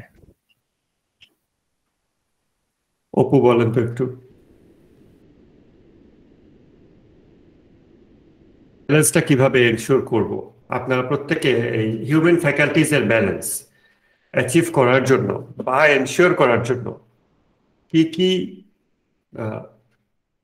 সেট আপ কর্মপন্থা আপনারা নিয়েছেন বা চিন্তা করেছেন? চিন্তা না করলে এখন চিন্তা করেন এবং আমাদের সাথে শেয়ার করেন, আমরা সবাই শেয়ার করবো এখন। হ্যাঁ, বলেন। আচ্ছা, এই ব্যালেন্সের ব্যাপারটাতে আমার মাথার মধ্যে একটাই মানে বিষয়গুলো, সেটা হচ্ছে যে একটা ব্যক্তি দরকার, মানে তার কগনিটিভ এই ফ্যাকাল্টিস গুলি ব্যালেন্স। অনেকটা ব্যালেন্স করাটা অনেকটা হচ্ছে মাসাল বিল্ডিং এর মতো আমার কাছে। যেমন আমি যত এক্সারসাইজ করব তত আমার মাসাল গুলি হচ্ছে পোক্ত হবে, শানিত হবে, দৃঢ় হবে। তেমনি হচ্ছে যে এই কগনিটিভ ব্যাপারগুলি হচ্ছে আমরা যত প্রপারলি প্র্যাকটিস করব তত হচ্ছে সেভাবে হচ্ছে স্ট্রেটনেট হবে। যেমন যে সবসময় অগোছালো চিন্তা করে অভ্যস্ত, সে যদি বারবার অগোছালো চিন্তা করে তাহলে তার ব্রেন স্ট্রাকচারটা সেভাবে হয়ে যায় যে সে হচ্ছে স্ক্যাটার চিন্তা করবে। আর যে সবসময় হচ্ছে বারবার যদি গুছানো চিন্তার প্র্যাকটিসটা করে তাহলে দেখা যাবে যে তার ব্রেনের চিন্তাগুলো সবসময় গুছানো আসতেছে। সিমিলারলি রাগের ক্ষেত্রে আমরা বলতে পারি যে যখন একটা লোক বারবার রাগলে কোন একটা জিনিস ভেঙে ফেলবে বা রাগলে চিৎকার করে উঠবে, তখন দেখা যাবে যে তার কাছে এটাই হ্যাবিট হয়ে গেছে যে সে রাগ করা মানেই সে চিৎকার করে উঠবে, কোনো জিনিস ভেঙে ফেলবে। আবার পক্ষান্তরে যদি একটা ব্যক্তি এরকম করে যে রাগের অবস্থায় তার ভিতর রাগটা হয়েছে বা সে চুপ থেকে সে যেটা উচিত সেটাই করে যাচ্ছে, এটা যদি সে বারবার প্র্যাকটিস করতে থাকে তাহলে দেখা যাবে যে এইটা তার মধ্যে মানে প্রকট হবে। তো আমার কাছে ব্যালেন্স মানে ইমোশনাল ব্যালেন্স আনাটা অনেকটা ব্যাপারগুলি এরকমই যে যত আমরা পজিটিভ জিনিসগুলি প্র্যাকটিস করব তত হচ্ছে আমাদের ব্রেনে সেই ব্যাপারগুলি স্ট্রেংথেন হবে। এখন সেটা কোনো ব্যক্তিকে দেখে দেখেও করা যায়, আবার কেউ টেক্সট পড়ে পড়েও করতে পারে। আমি জানি না আসলে টেক্সচুয়াল ব্যাপারটা কতটা ইফেক্টিভ। ব্যক্তিকে দেখে করলে যদি ইনফ্লুয়েন্স হয়ে যায় অন্যভাবে, কারণ প্রত্যেকটা ব্যক্তির তো আলাদা চিন্তা ভাবনা থাকে বা আলাদা মানে উদ্দেশ্য থাকে, সেক্ষেত্রে ব্যালেন্স করাটা মানে একটু পাক্ষিক হয়ে যাবে না? বুঝি নাই, শুনতে পাইনি পুরোটা আমি। কোনো ব্যক্তিকে দেখে যদি করি যে মানে কোন একটা ব্যক্তিকে দেখে প্র্যাকটিস করব, এরকম ব্যক্তি বা যেটা বলতেছি যে কোন ফিগারকে দেখে যদি প্র্যাকটিস করি, আমরা কি মানে কিছুটা আপেক্ষিক বা কিছুটা মানে তার তার চিন্তাধারার মানে তার চিন্তাধারা আমাদেরকে করবে না, মানে কি বলে ইনফ্লুয়েন্স করবে না? ইনফ্লুয়েন্স হলে তো কোনো সমস্যার কিছু দেখি না। ইনফ্লুয়েন্স হলে তো ব্যালেন্স থাকবে না। এখন পারফেক্টলি ব্যালেন্স কি আদৌ এক্সিস্ট করে সোসাইটিতে, সেটা তার কারণে এক মিনিট, এক মিনিট, ইনফ্লুয়েন্স হলে ব্যালেন্স থাকবে না এটা কিভাবে নিশ্চিত করলেন আপনি? আর তারপরে সেটা জবাবের উপর কথা তো পরের কথা। ইনফ্লুয়েন্সে ব্যালেন্স থাকবে না কারণ আমার কাছে মনে হয় প্রত্যেকটা মানুষ যে আসবে আর কি, বা যাকে আমরা ফলো করবো, মানে পার্থিব জগতে মানে পার্থিব ক্ষেত্রে বলতেছি, আমাদের কাছে তো এখন অলৌকিক ব্যক্তি বা ওরকম কেউ নাই যাকে আমরা 100% ভাবে ট্রাস্ট করতে পারি বা ট্রাস্ট ইস্যু করতে পারি। আমরা যদি কোন একটা ব্যক্তিকে মানে আমাদের মানে পাবলিক ফিগার হিসাবে ধরে তাকে ফলো করি, সেক্ষেত্রে আমার কাছে মনে হয় প্রত্যেকটা মানুষের কিছু ব্যক্তিগত উদ্দেশ্য থাকে, নিঃস্বার্থ ভালোবাসা বা যেটা আপনি তাকে বললেন ওরকম না ব্যাপারগুলো। হয়তো সে কোনো তার উদ্দেশ্য আছে বা সে একটা কোনো একটা এইম নিয়ে আগাচ্ছে, আমরা দেখা যাচ্ছে পরোক্ষভাবে সেই এইম এর প্রতি মানে আকর্ষিত হয়ে যাচ্ছি বা সেই এইম কে আমার ভালো লাগতেছে। যেমন মনে করেন একটু ফুটবল খেলার উদাহরণ দিয়ে বলি, যেমন আমার রোনালদোকে ভালো লাগে, যখন মেসিকে ভালো লাগে। মানে রোনালদো যখন ভালো লাগে, রোনালদো ধরেন খেলার মধ্যে একটু অ্যাগ্রেসিভ বেশি হয়ে যায়, সবাই যারা ফুটবল খেলতে হয় তারা জানে অ্যাগ্রেসিভ বেশি হয়ে যায়। আমি দেখা যাচ্ছে আমি যেহেতু তার দ্বারা ইনফ্লুয়েন্স, আমি ওটা যারা প্রোটেক্ট করতেছি যে খেলার মধ্যে তো ভাই heat of the moment aggressive হতেই পারে, এটা তো খারাপ কিছু না। যে আমি ইনফ্লুয়েন্স দ্বারা তাকে প্রোটেক্ট করলাম, আমি কিন্তু তার দ্বারা ইনফ্লুয়েন্স, আমি নিজেও জানি সেটা, কিন্তু তারপর আমি প্রোটেক্ট করতেছি। আবার যে মেসি ফ্যান সে বলবে না, সে যেটা একটু আগে ভাই মানে শরীফ ভাই বললো যে ঠান্ডা মাথা রাখতে হবে ভাই, এরকম। তো আমরা যদি কোনো একটা পাবলিক ফিগারকে ফলো করি, আমরা তার ক্যারেক্টারিস্টিক দ্বারা প্রভাবিত সম্ভাবনা অনেক বেশি থাকে। পাবলিক ফিগার বলতে আমি কিন্তু মানে সেলিব্রিটি বোঝাচ্ছি না, যে কোনো ব্যক্তিকে বোঝাচ্ছি আর কি। মানে যে কোনো ব্যক্তি, যেমন আমি যদি মাসুদ ভাইয়েরও ফলো করি, আমি তার কোনো একটা ক্যারেক্টারিস্টিক দ্বারা প্রভাবিত হতে পারি। রাইট। এবার হিমেল কিছু বলেন। জি ভাই, মানে ভাই আমি মানে যদি সবগুলো গুণই মানে মানে একটু পারফেক্টলি ভাই, নিজের আমি মধ্যে একটু নিতে চাই। ইয়ে করতেছি, মানে অলি ভাই যেটা বললো যে প্রভাবিত হতে পারে, আমি তো বলতে চেয়েছিলামই সেটা, যে মানে নিজেকে প্রভাবিত করা। এখন আপনার কথার নির্যাসে কি এটা ছিল যে কোথাও একটা একটা নেগেটিভ বায়াস আমাদের মধ্যে ক্রিয়েট হতে পারে যদি আমরা কোন একটা ব্যক্তিকে ফলো করি, ব্যাপারটা কি এরকম ছিল? কারণ আমার কথা হচ্ছে যে যেহেতু মানে মানে এই জিনিসটা অনেকটা ওই যে বলো না যে লসকে মিটিগেট করা। আমি যদি দেখা গেছে যে একটা সেন্টার করে আগাতে থাকি, তাহলে হতে পারে ওই ব্যক্তিটার মধ্যে 80% ভালো বা 20% খারাপ হতে পারে, আবার হতে পারে 90% ভালো, আবার হতে পারে 60% ভালো। তা আমি যদি ব্যক্তিটাকে ফলো করি, তাহলে আসলেই ফলো করি, তাহলে তার মধ্যে থেকে কিন্তু আমি 60% ভালো অ্যাটলিস্ট নিতে পারছি একটা সেন্টার করে যদি আগাই। বাট যদি আমি স্ক্যাটার থাকি, তাহলে মোস্ট অফ দা টাইম দেখা গেছে যে আহ, গ্রহণ করার ক্ষেত্রে বা কোন জিনিস আমি নিচ্ছি এই সমস্ত ব্যাপারে সিদ্ধান্তগুলি অতটা পোক্ত হয় না। ব্যাপারটা হচ্ছে এরকম যে এখানে হচ্ছে লসের প্রবাবিলিটিটা কম থাকে যখন আমরা প্রপারলি একটা ব্যক্তিকে জাস্টিফাই করে তাকে একসেপ্ট করব। 100% তো নবী রাসূল বা ইমামদের কথা, আহলে বাইতের লোকজন যদি বাদ দিই, তাদের ছেড়ে এটা কখনোই পসিবল। আমার মেইন থিমটা ছিল হচ্ছে সেটা। হ্যাঁ, মানে আমি আপনার কথাটা বুঝতে পারছি, মানে এখন তো আরো ভালো করে বুঝতে পারলাম। না, আমি যেটা বলছি, আপনি যেটা বললেন যে 60% ভালো বা 70% ভালো বা 80% ভালো বা 90% ভালো, ব্যাপারটা যদি উল্টা হয় তখন কিন্তু ক্ষতিটা আরো অনেক বেশি হয়ে যাবে। যদি 90% খারাপ হয়, 10% ভালো, তখন কিন্তু ব্যাপারটা অন্যদিকে চলে যাবে। আর যে জাস্টিফাইড করার ব্যাপারটা, জাস্টিফাইড করে একটা মানুষকে ফলো করবো, এটা আমার কাছে মনে হয় পৃথিবীর সবচেয়ে কঠিন জিনিসের মধ্যে একটা। কারণ আমরা যদি আমাদের ধর্মের দিকেই তাকাই, আমরা এক একজন এক একটা মানুষকে জাস্টিফাইড করে আগাচ্ছে। কেউ আজহারিকে জাস্টিফাইড করতেছে, কেউ আমাকে জাস্টিফাইড করতেছে, কেউ রাহবারকে জাস্টিফাইড করতেছে, কেউ ইমাম হানিফাকে জাস্টিফাইড করতেছে, করে আগাচ্ছে। যা যেটা ইচ্ছা সে সেটা ইচ্ছা আগাচ্ছে। এখন এই জাস্টিফাইড করার বিষয়টা আমরা কিসের ভিত্তিতে জাস্টিফাইড করব? সে কতটা চুল বড় রাখে না দাড়ি বড় রাখে, না সে কতটা ভালো মানুষ, আর ভালো মানুষ হলে সে ভালো মানুষের সংজ্ঞাটা কিসের মধ্যে পড়বে? মানে এই জিনিসগুলো খুব কমপ্লিকেটেড, আরো বেশি হয়ে যাচ্ছে। জাস্টিফাই তো ওই যে সবাই করবে, এটা হচ্ছে মানে যার যার কগনিটিভ ক্যাপাবিলিটি যতটুকু আছে। কারো কাছে দেখা যাবে কারো ইন্টালেক্ট অনুযায়ী আজহারি অনেক জোস একটা ব্যক্তি, আবার কারো ইন্টালেক্ট অনুযায়ী মনে হবে জিহাদি অনেক ভালো একটা ব্যক্তি। এটা হচ্ছে ব্যাপার, কগনিটিভ অনুযায়ী হচ্ছে হবে বা জাস্টিফাই হবে। জাস্টিফাই হয়ে কেউ না কাউকে অনুসরণ করবে, আমি সেটা বলতেছি। এখন আমরা যেটা করতে পারি, আপনি যেটা বললেন যে জাস্টিফিকেশনের মান, প্রপার যে স্ট্রাকচার বা মানদণ্ডটা, এটা হচ্ছে আমরা মানুষকে শিখাতে পারি বা এটা আমাদের মধ্যে ডেভেলপমেন্ট করা দরকার। সেজন্যই আমার মনে হয় যে এখানে হচ্ছে আমরা মানবিক বা যুক্তিবিদ এই ব্যাপারগুলো শিখতে আসছে, যাতে আমাদের জাস্টিফিকেশনের যে এবিলিটি বা ক্যাপাবিলিটি, এই জিনিসটা আমাদের মধ্যে হচ্ছে যাতে প্রপারলি নার্চার্ড হয়। হ্যাঁ, এটার সাথে আমি এটাই বলতে চাচ্ছিলাম আর কি, জাস্টিফিকেশন করার প্রসেসটা জানতে হবে। বা আমি যেমন যে আমাকে যদি কোশ্চেন করা হয়, যে মাসুদ ভাই যে কোশ্চেনটা করলো যে সব দিকে কিভাবে ব্যালেন্স করব, এই জাস্টিফিকেশন ব্যাপারটার সাথে আমি অ্যাড করতে চাই পরিবেশকে বোঝায় আর কি। মানে এক একটা পরিবেশ কিন্তু মানুষকে, যেটা বলেন, পরিবেশ কিন্তু ইনফ্লুয়েন্স করে আমাদেরকে। যেমন আমার সাথে একটা আমার বড় ভাইয়ের একবার মানে এগুলো নিয়ে কথা হচ্ছিল, যে বলতেছে যে তুমি যদি হিন্দু ঘরে জন্মগ্রহণ করো তাহলে তুই তো হিন্দুই হতা। তো ধর্ম জিনিসটা আমার কাছে এরকম মিথের মতো, মানে যে যেখানে যাচ্ছে সে সেখানে পরিবেশ অনুযায়ী আমল করতেছে। বা ওই বড় ভাইয়ের সাথে আমার আরেকটা মানে প্রসঙ্গে কথা বলতে বলতে যাই এরকম হয়েছিল, আমি বলছিলাম যে যে মানে ছেলে মেয়ের সমান অধিকার বা সাম্য অধিকার যে ব্যাপারগুলো নিয়ে কথা হচ্ছিল, তখন সে বললো যে যেমন ইউরোপের একটা মেয়ে বাংলাদেশের একটা মেয়ের থেকে বেশি প্রোটেক্টিভ কাজ করতে পারে, সে সমাজ, সে মানে বাইরের কাজটা বেশি করতে পারে, আবার ভিতরের কাজটা সে ব্যালেন্স করতে পারে। আমরা পারি না, কারণ আমাদের থেকে যুগের পর যুগ যে ব্যাপারটা চলে আসছে, এই জন্য ঐতিহ্যের কারণে আমরা সে করতে পারি না, আমাদের মেয়েদের মতো ওই মানসিকতা চলে আসছে, মানে পরিবেশের যে ব্যাপারটা। তো আমার কাছে মনে হয় সমাজে বা যেটাই বলি আমরা, আমাদের পরিবেশটা খুব ইম্পর্টেন্ট এর জন্য। আর পরিবেশকে জাস্টিফাইড করাটা আরো ইম্পর্টেন্ট, মানে কোন পরিবেশ থেকে কোনটা নিবো আর কোনটা নিবো না। মানে অনেকে এমনও ভাবে, যেমন আমি যখন ইসলামিক স্টাডিজে ভর্তি হয়েছিলাম, তখন দেখতাম যে মাদ্রাসার ছেলেপেলেরা আমাদের সাথে মিশেই না। মানে ওরা ভাবে জেনারেল ছেলেদের সাথে মিশা যাবে না, ওরা একটা আলাদা গ্রুপ হয়ে থাকে বা ওদের সাথে মিশাটা খুব টাফ হয়ে যায়। এই যে ব্যাপারগুলা, যে পরিবেশটা অ্যাকসেপ্ট করতেছে না, পরিবেশ ক্রিয়া করতেছে না, আমার কাছে মনে হয় ব্যালেন্স করার জন্য যে জাস্টিফিকেশন করাটা খুবই দরকার। বা জাস্টিফিকেশনের যে ক্ষেত্রগুলা, যে আমরা কি বেসিসে একটা মানুষকে জাস্টিফাইড করব, এটা যদি করতে পারি তাহলে আমার মনে হয় যে মোটামুটি সবকিছুর ব্যালেন্স করবা। জাস্টিফাইড করার পর যখন কাউকে ফলো করব, যে যেমন এখানে একটা সবচেয়ে বড় সমস্যা হচ্ছে আমি জাস্টিফাইড করবোটা কি করে, আমি এটা বুঝতেছি না, জাস্টিফাইড করবোটা কি করে। মানে আমার কাছে জাস্টিফিকেশনের মধ্যে আমার হযরত আলীকে ভালো লাগতে পারে, ওর আরেকজনের কাছে জাস্টিফিকেশন করতে হযরত আবু বকরকে ভালো লাগতে পারে।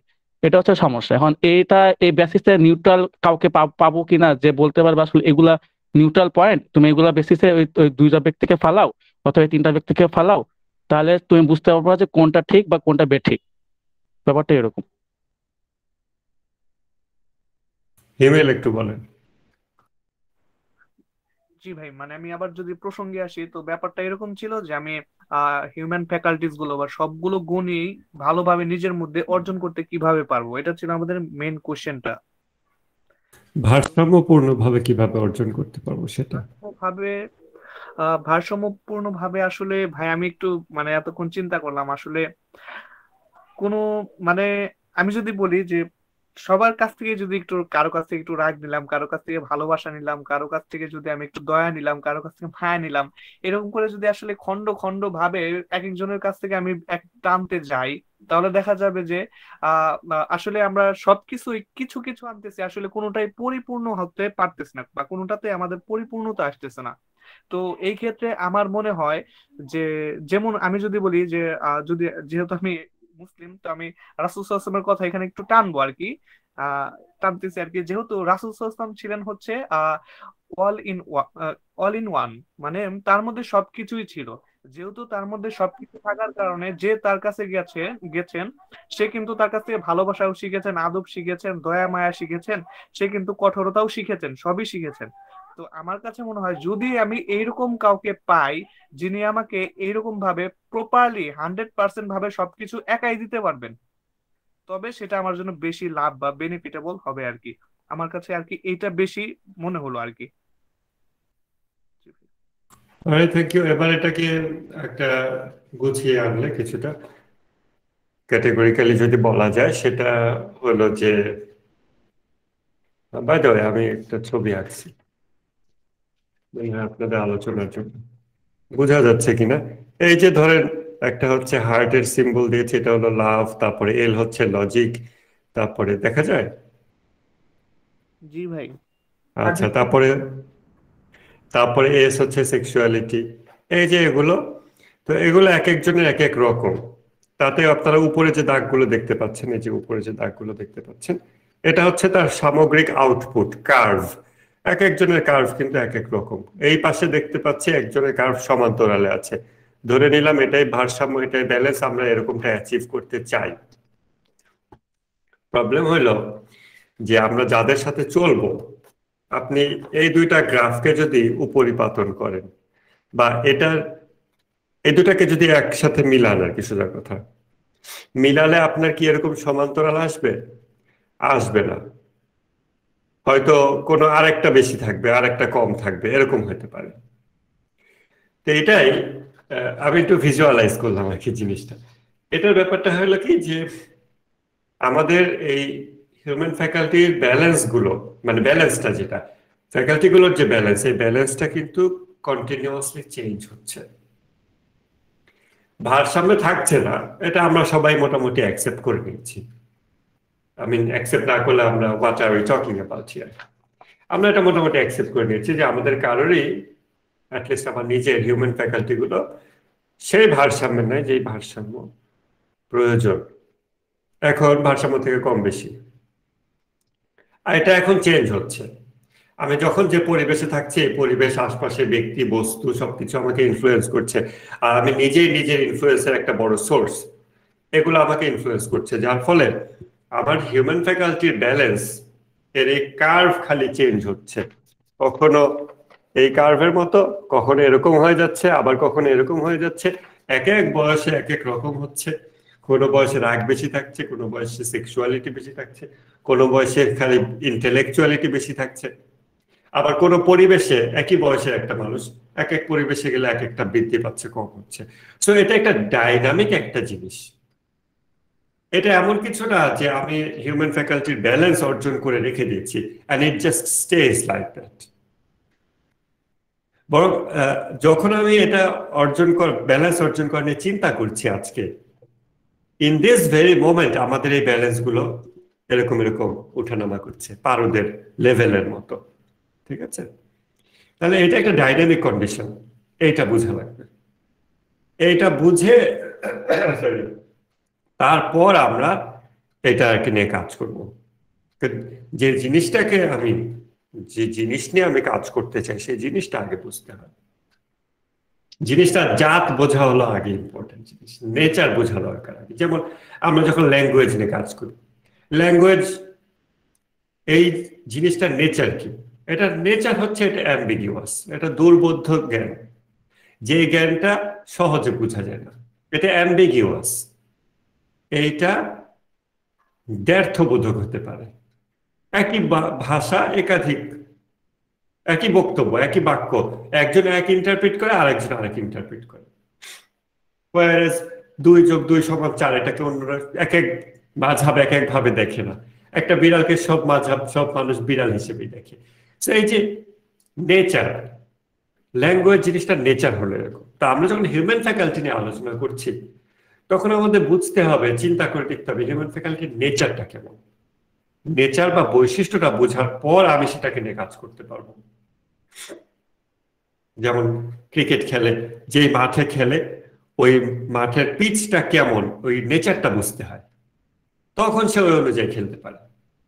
যে জমিনে আপনি যুদ্ধ করবেন জমিনটা আপনাকে বুঝতে হবে, ওটার পানি কেমন, মাটি কেমন, বাতাস কেমন, ওই এলাকায় টেম্পারেচার কেমন, এগুলো বুঝলে আপনি যুদ্ধ ভালো করতে পারবেন ওই ল্যান্ডে ওখানে গিয়ে। নেচার বোঝাটা হলো ফার্স্ট। তাহলে আমরা হিউম্যান ফ্যাকাল্টি নিয়ে কথা বলছি, ব্যালেন্স নিয়ে কথা বলছি, আর ব্যালেন্সটা থাকছে না। আজকে এই মুহূর্তে যদি আমরা ঘটনাক্রমে ব্যালেন্স 1 সেকেন্ডের জন্য পেয়ে যাই, পরের মুহূর্তে একটা মেসেঞ্জার নোটিফিকেশনে আমার ব্যালেন্সকে চেঞ্জ করে দিতে পারে। মেবি বন্ধু বান্ধবী কেউ মেসেজ দিয়েছে একটা, হ্যাঁ, সেটাতে ব্যালেন্সটা চেঞ্জ হয়ে যেতে পারে। তারপর সেটা স্থায়ী চেঞ্জ যদি বলি, স্থায়ী চেঞ্জ হয়তো ওটাকে লং টাইম কন্টিনিউ হলে তখন এটা স্থায়ী চেঞ্জ হয়ে যায়। সো এটা আসলে আমাদের কন্টিনিউয়াসলি চেঞ্জ হচ্ছে, এটা হলো একটা ব্যাপার। সেকেন্ড, এটা কিভাবে আমরা ব্যালেন্সটা অর্জন করব এবং ধরে রাখবো এই বিষয়ে অপু প্রথম একটা সলিউশন দিল, সেটার উপর আপনারা বাকিরা মন্তব্য করলেন। আরো অন্যান্য সলিউশনও চিন্তা করতে পারেন, তাই না? যেমন অপু যেটা বললো সেটা হচ্ছে যে অপু বললো যে অপুর মনে হয় একজন ব্যক্তি দরকার, যে ব্যক্তিকে কেন্দ্র করে মানবীয় গুণাবলীগুলো ভারসাম্যে নিয়ে যাওয়া যাবে। তখন সেটার উপর ওলি কমেন্ট করলো যে হ্যাঁ, সেই ব্যক্তির যে কার্ভ, সেই ব্যক্তির ব্যালেন্সটা যেরকম, আমার ব্যালেন্স ওই ধারারই হয়ে যাবে আস্তে আস্তে। It's a real problem, but ব্যক্তিরই একটা সলিউশন এটা ও দিল। তাহলে আমরা যদি এটাকে একটু সংক্ষেপে গুছিয়ে আনি, সেটা হচ্ছে যে ইনসানে কামেল যদি আমরা পাই, ইনসানে কামেলের সাথে আমরা যদি ইন্টারঅ্যাক্ট করি, তাকে যদি দেই, if we allow ইনসানে Kamel to influence us, maybe we will achieve balance of human faculties. অথবা আমরা অ্যাচিভ না করলেও সেটার কাছাকাছি যাবো, সেটার দিকে আগাতে থাকবো অলওয়েজ। এটা একটা কন্টিনিউয়াস প্রসেস, এটা একটা কন্টিনিউয়াস প্রসেস। যদি কোনো ব্যক্তি ইনসানে কামেল হয়, ইনসানে কামেল কি? ইনসানে কামেল মানে এই যে এটা, যার হিউম্যান ফ্যাকাল্টি ব্যালেন্সে আছে এবং ব্যালেন্সে থাকে, সময় যত পার হয়, যত বছর যায়, ব্যালেন্সে থাকে। এখন ইনসানে কামেলের উপর যদি আমরা ডিসকাশনে যাই, তখন আমরা কিছুটা সলিউশনের দিকে আগাতে পারবো। এটা হচ্ছে অপু যেটা বললো ব্যক্তি কেন্দ্রিক, সেটা। এখন অন্য কোনো ভাবে যদি কেউ কোনো সলিউশন চিন্তা করে, দ্যাটস অলসো ফাইন, সেই চিন্তাটা নিয়ে তাকে আগাতে হবে। আপনারা সেই চিন্তাগুলো করবেন, নিয়ে আসবেন, আমরা সেগুলোর উপর ডিসকাস করবো। অপু যেমন ব্যক্তি কেন্দ্রিক সলিউশন দিয়েছে, তার উপর আমরা ভালো মন্দ দেখলাম। আবার কেউ কিতাব কেন্দ্রিক সলিউশন দিতে পারে, যে আমাদের অনেক কিতাব পড়তে হবে, বিভিন্ন বই পড়তে হবে, বিভিন্ন জ্ঞান অর্জন করতে হবে, মেবি সাইকোলজিতে পড়তে হবে।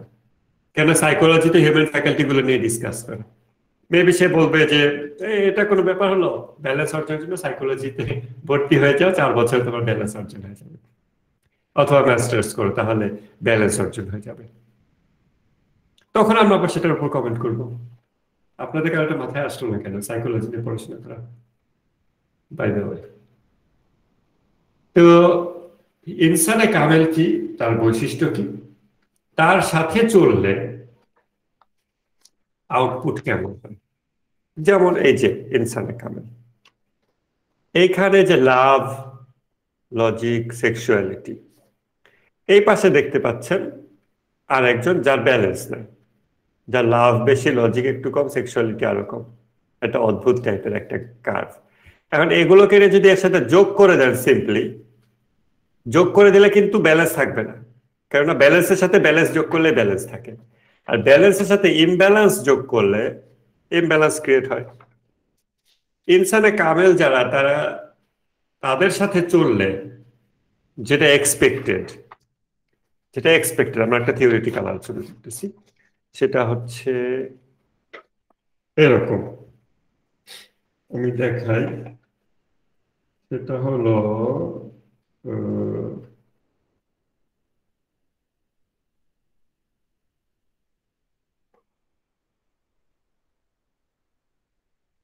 ভিজুয়ালি বললে আবার অনেকের কাছে একটু ফানি লাগতে পারে, বাট ইট ওয়ার্কস।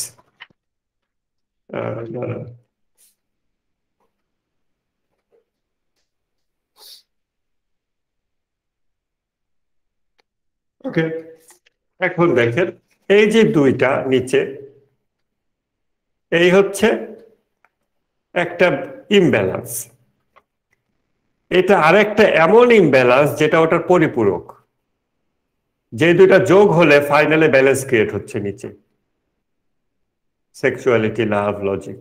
ঠিক আছে, ইনসানে কামেল যদি আমরা বলি হাইপোথেটিক্যালি, যদি বলি, কারণ ইনসানে কামেল থিওরিতে সবাই বিশ্বাস করে না, বাট যদি এমন থাকতো, ইফ দেয়ার ওয়াজ, যে ইনসানে কামেল এমন ব্যক্তি যে অলওয়েজ ভারসাম্যে থাকে, কিন্তু সে আরেকজন যার ভারসাম্য নাই, তার অনুযায়ী নিজেকে, নিজের কার্ভটাকে চেঞ্জ করে ফেলে, এমন ভাবে চেঞ্জ করে যেন দুইটা মিলে একটা ব্যালেন্স ক্রিয়েট হয়। ওই ব্যক্তি আস্তে আস্তে ব্যালেন্স অ্যাচিভ করে, কেননা এখানে আমরা দেখতে পাচ্ছি যে লাভ কম আছে, তখন ইনসানে কামেল তার লাভটা বৃদ্ধি করে দিবে, ওই ব্যক্তির সাথে বেশি ভালোবাসার চর্চা করবে, লজিকের চর্চা আরেকটু কম করবে, তার মধ্যে সেক্সুয়ালিটি যেন আর খুব বেশি না জাগে সেটার চেষ্টা করবে। তখন আস্তে আস্তে তার এই সেক্সুয়ালিটি এটা একটু কমবে, লজিক একই থাকবে, লাভ আর একটু বাড়বে এবং একটা ব্যালেন্স ক্রিয়েট হবে। তাহলে ইনসানে কামেল এক্সপেক্টেড যে সে প্রত্যেক ব্যক্তি অনুযায়ী অ্যাডজাস্ট হয়ে যায়, চেঞ্জ হয়ে যায়, কিন্তু নিজে সেটা পার্মানেন্টলি চেঞ্জ হয় না। সে এমন ভাবে চেঞ্জ হয় যেন তার সাথে ইন্টারাকশনে, বা হওয়া উচিত যে তার সাথে ইন্টারাকশনে আর একজন ভারসাম্যহীন ব্যক্তি, আমি মানসিক ভারসাম্যহীন না, হিউম্যান ফ্যাকাল্টিজের যার মানবিক গুণাবলী যা ভারসাম্য নেই, সে ওই ব্যক্তির সাথে চলতে চলতে আস্তে আস্তে ভারসাম্যের দিকে আগাতে থাকে। এইটা হচ্ছে আমাদের এক্সপেক্টেড যে ব্যক্তিকেন্দ্রিক, যেটা যেটা অপু বললো, যেটা যে ব্যক্তিকেন্দ্রিক হওয়া দরকার হলে ভালো হয়, যেটা অপুর মনে হয়, সেই ব্যক্তি যদি এমন হয় দ্যাটস ফাইন, আর সেই ব্যক্তি যদি এমন না হয় তাহলে অবশ্যই আমাদের ফাইনাল আউটপুটে ব্যালেন্স অ্যাচিভ হবে না। ঠিক আছে, তো এইটা হচ্ছে ইনসানে কামেল একটা থিওরি, যেটা অবশ্যই ইসলামে আছে, কিন্তু থিওরিটাকে এইভাবে বোঝা, আমরা যে বিভিন্ন দৃষ্টিকোণ থেকে দেখলাম আজকে এতক্ষণ যা কিছু আলোচনা করলাম, এইভাবে বিষয়টাকে বোঝা, এভাবে দেখা, এবং তারপর বোঝা যে আসলে ইনসানে কামেলের জরুরতটা কোথায়, গুরুত্বটা কোথায়। তারপর হিমেল যেটা বললো রাসূল সাল্লাল্লাহু আলাইহি ওয়াসাল্লামের কথা, তাহলে রাসূল সাল্লাল্লাহু আলাইহি ওয়াসাল্লামকে যদি আমরা ইনসানে কামেল হিসেবে গণ্য করি, এমন ব্যক্তি যিনি প্রত্যেককে তার মতো বুঝে চলেন, যার ভালোবাসা বেশি দরকার তিনি তাকে এমন কাজকর্ম দেন হয়তো তার ভালোবাসার যোগ্যতাটা বেড়ে যায়, তিনি হয়তো তার হাতে টাকা দিয়ে বলবেন নাও দান করে আসুন, তিনি হয়তো তাকে দিয়ে চ্যারিটি করাবেন বেশি, যার মধ্যে কঠোরতার চর্চাটা বেশি দরকার তিনি হয়তো তাকে আস্তে আস্তে যুদ্ধে নিয়ে যাবেন, বিভিন্ন কঠোরতার জায়গাগুলোতে তাকে আস্তে আস্তে নিয়ে যাবেন। তিনি একজন যোগ্য বিজ্ঞ ডাক্তারের বা নার্সের মতো, যে ঠিক বোঝে যে এই রোগীর এই মুহূর্তে কোন কোন ওষুধ কি পরিমাণে দরকার, কতটুকু ঘুম দরকার, কতটুকু খাওয়া দরকার, কি কি দরকার, তার গোটা লাইফস্টাইল ডিজাইন করে দেয় এমন একজন ব্যক্তি। আবার শুনতে গেলে আমাদের আবার ইসলামিক মুসলিম বায়াসে আবার অন্য আবেগে চলে যায় না, থিওরির ভিতরে থাকে, এমন একজন ব্যক্তি যদি পসিবল হতো বা যদি পসিবল হয়, তাহলে এটা একটা বেস্ট কেস সিনারিও। এরকম আর কি কি বেস্ট কেস সিনারিও আমরা আনতে পারি? সাইকোলজি স্টাডি দিয়ে যথেষ্ট কিনা? সিম্পলি সাইকোলজি স্টাডি যথেষ্ট না, কারণ আপনি কিতাব পড়লেন হিউম্যান ফ্যাকাল্টিজ এর উপর, পড়ে আপনি সেগুলো নিজের মধ্যে মাপলেন, মেপে মেপে মোটামুটি ব্যালেন্স আনার চেষ্টা করলেন। তারপর কি হবে? 4 বছর আপনার অনার্স সাইকোলজি বা মাস্টার্স পিএইচডিও করলেন, ফাইন। কিন্তু আমরা যে প্রথম যেটা বললাম, সেটা হচ্ছে যে জিনিসটি আমরা কাজ করব সেটা নেচার আগে বোঝা জরুরি, জাত বুঝতে হয় আগে, তারপর সেটা নিয়ে কাজ করতে হয়। তো এটা তো একটা বিল্ডিং না যে বানায় রাখলাম সমান করে ভালো করে, এরকমই থাকবে। যেহেতু the very nature of it is it's dynamic, ব্যালেন্সটা হিউম্যান ফ্যাকাল্টির যে ব্যালেন্স জিনিসটাই ডাইনামিক। যেহেতু এটা নেচার হলো ডাইনামিক, তাহলে 4 বছর আমি যদি কোনো কিতাব পড়ে সাইকোলজির উপর পড়াশোনা করে আমি অনেক ব্যালেন্স অর্জন করলাম, তারপর আরো 4 বছর পর কি হবে, 20 বছর পর কি হবে, আমি ব্যালেন্সে থাকবো কিনা, এইটা এনশিওর করতে হলে অবশ্যই কন্টিনিউয়াস একটা জিনিস লাগবে। যেহেতু এই ব্যালেন্স জিনিসটা কন্টিনিউয়াস, এটা কোনো ফিক্সড না, এটা একটা গতিশীল জিনিস, তাহলে হিউম্যান ফ্যাকাল্টির ব্যালেন্স অ্যাচিভ করা এবং ধরে রাখা, এটার জন্য একটা গতিশীল কিছু লাগবে, গতিশীল কিছু। তাহলে আপনার গতিশীল ইনসানে কামেল লাগবে, যদি আপনি ইনসানে কামেল থিওরিতে যান। আর তা না হলে আপনাকে সারা জীবন সাইকোলজি বই রেগুলার পড়তে হবে, যদি সেটা কাজ করে। এই তো। তারপর আমরা আবার আরেকটা ডিসকাশনে যেতে পারি, যেটা আজকে যাবো না, সেটা হচ্ছে যে বইয়ের সাথে ইন্টারাকশন। বই মানে বুক, হ্যাঁ, কিতাব, এটার সাথে ইন্টারাকশন। আরেকটা আছে, পদ্ধতি আছে যেটা আমার মাথায় আসলো। বলেন। সেটা হচ্ছে মানে বিয়ে করাটা হচ্ছে ভালো মেয়ে দেখে, মানে যে মেয়েটাও ইনসানে কামেল। যেমন আলী যেমন ফাতেমাকে করছে, রাসূল যেমন খাদিজাকে করছে, এরকম। হ্যাঁ, সুবহানাল্লাহ। কিন্তু আমরা তো ইনসানে কামেল মেয়ে কোথায় পাবো? বাংলাদেশে এটা খুঁজতে হবে। হ্যাঁ, ওরকম দ্বিতীয় কথা, ফাতেমার ছায়া হলে তো সেটা আয়না, যদি ফাতেমা খাদিজার একটু ছায়া হয় সেটাও যায় না। এখন ব্যাপার হলো যে ওই স্বামী স্ত্রীর তর্ক হলে তখন ইসলামপন্থীদের মধ্যে তারা হ্যাঁ হ্যাঁ মা ফাতেমা এরকম ছিল, তা মা ফাতেমার সাথে আলী কিরকম আচরণ করছে এগুলা বলে। এখন কথা হলো যে আমার বউ তার ফাতেমার মতো না, তাই আমিও আলীর মতো হইতে পারতেছি না, কারণ সেও ইনব্যালেন্স, আমিও ইনব্যালেন্স। সেও মূর্খ, আমিও মূর্খ। চিঠি লিখতেছে বউকে, বলে যে তুমি তো পড়ালেখা জানো না, বলে আমার বউ তো পড়ালেখা জানো না। এখন সেরকম একটা ব্যাপার। অবশ্যই জীবনসঙ্গী দ্বারা আপনি ইনফ্লুয়েন্স হবেন, দ্যাটস ট্রু, ঠিক আছে, কিন্তু ইনসানে কামেল আপনি এনশিওর হবেন কিভাবে, এনশিওর করবেন কিভাবে?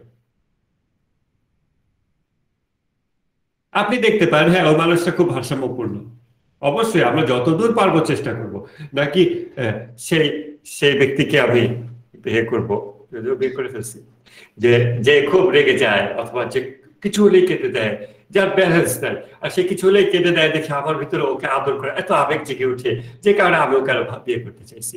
তো পরে কি হলো, দুইজন ভারসাম্যহীন ব্যক্তি মিলে আরো ইমব্যালেন্স ক্রিয়েট করলো সোসাইটিতে, গ্রেটার সোসাইটিতে। আপনাদের হচ্ছে নাকি এরকম? কার কথা বলতেছেন? মানে আপনাদের আর কি, আমরা যারা বিয়ে করে ফেলছি আমরা তো শেষ।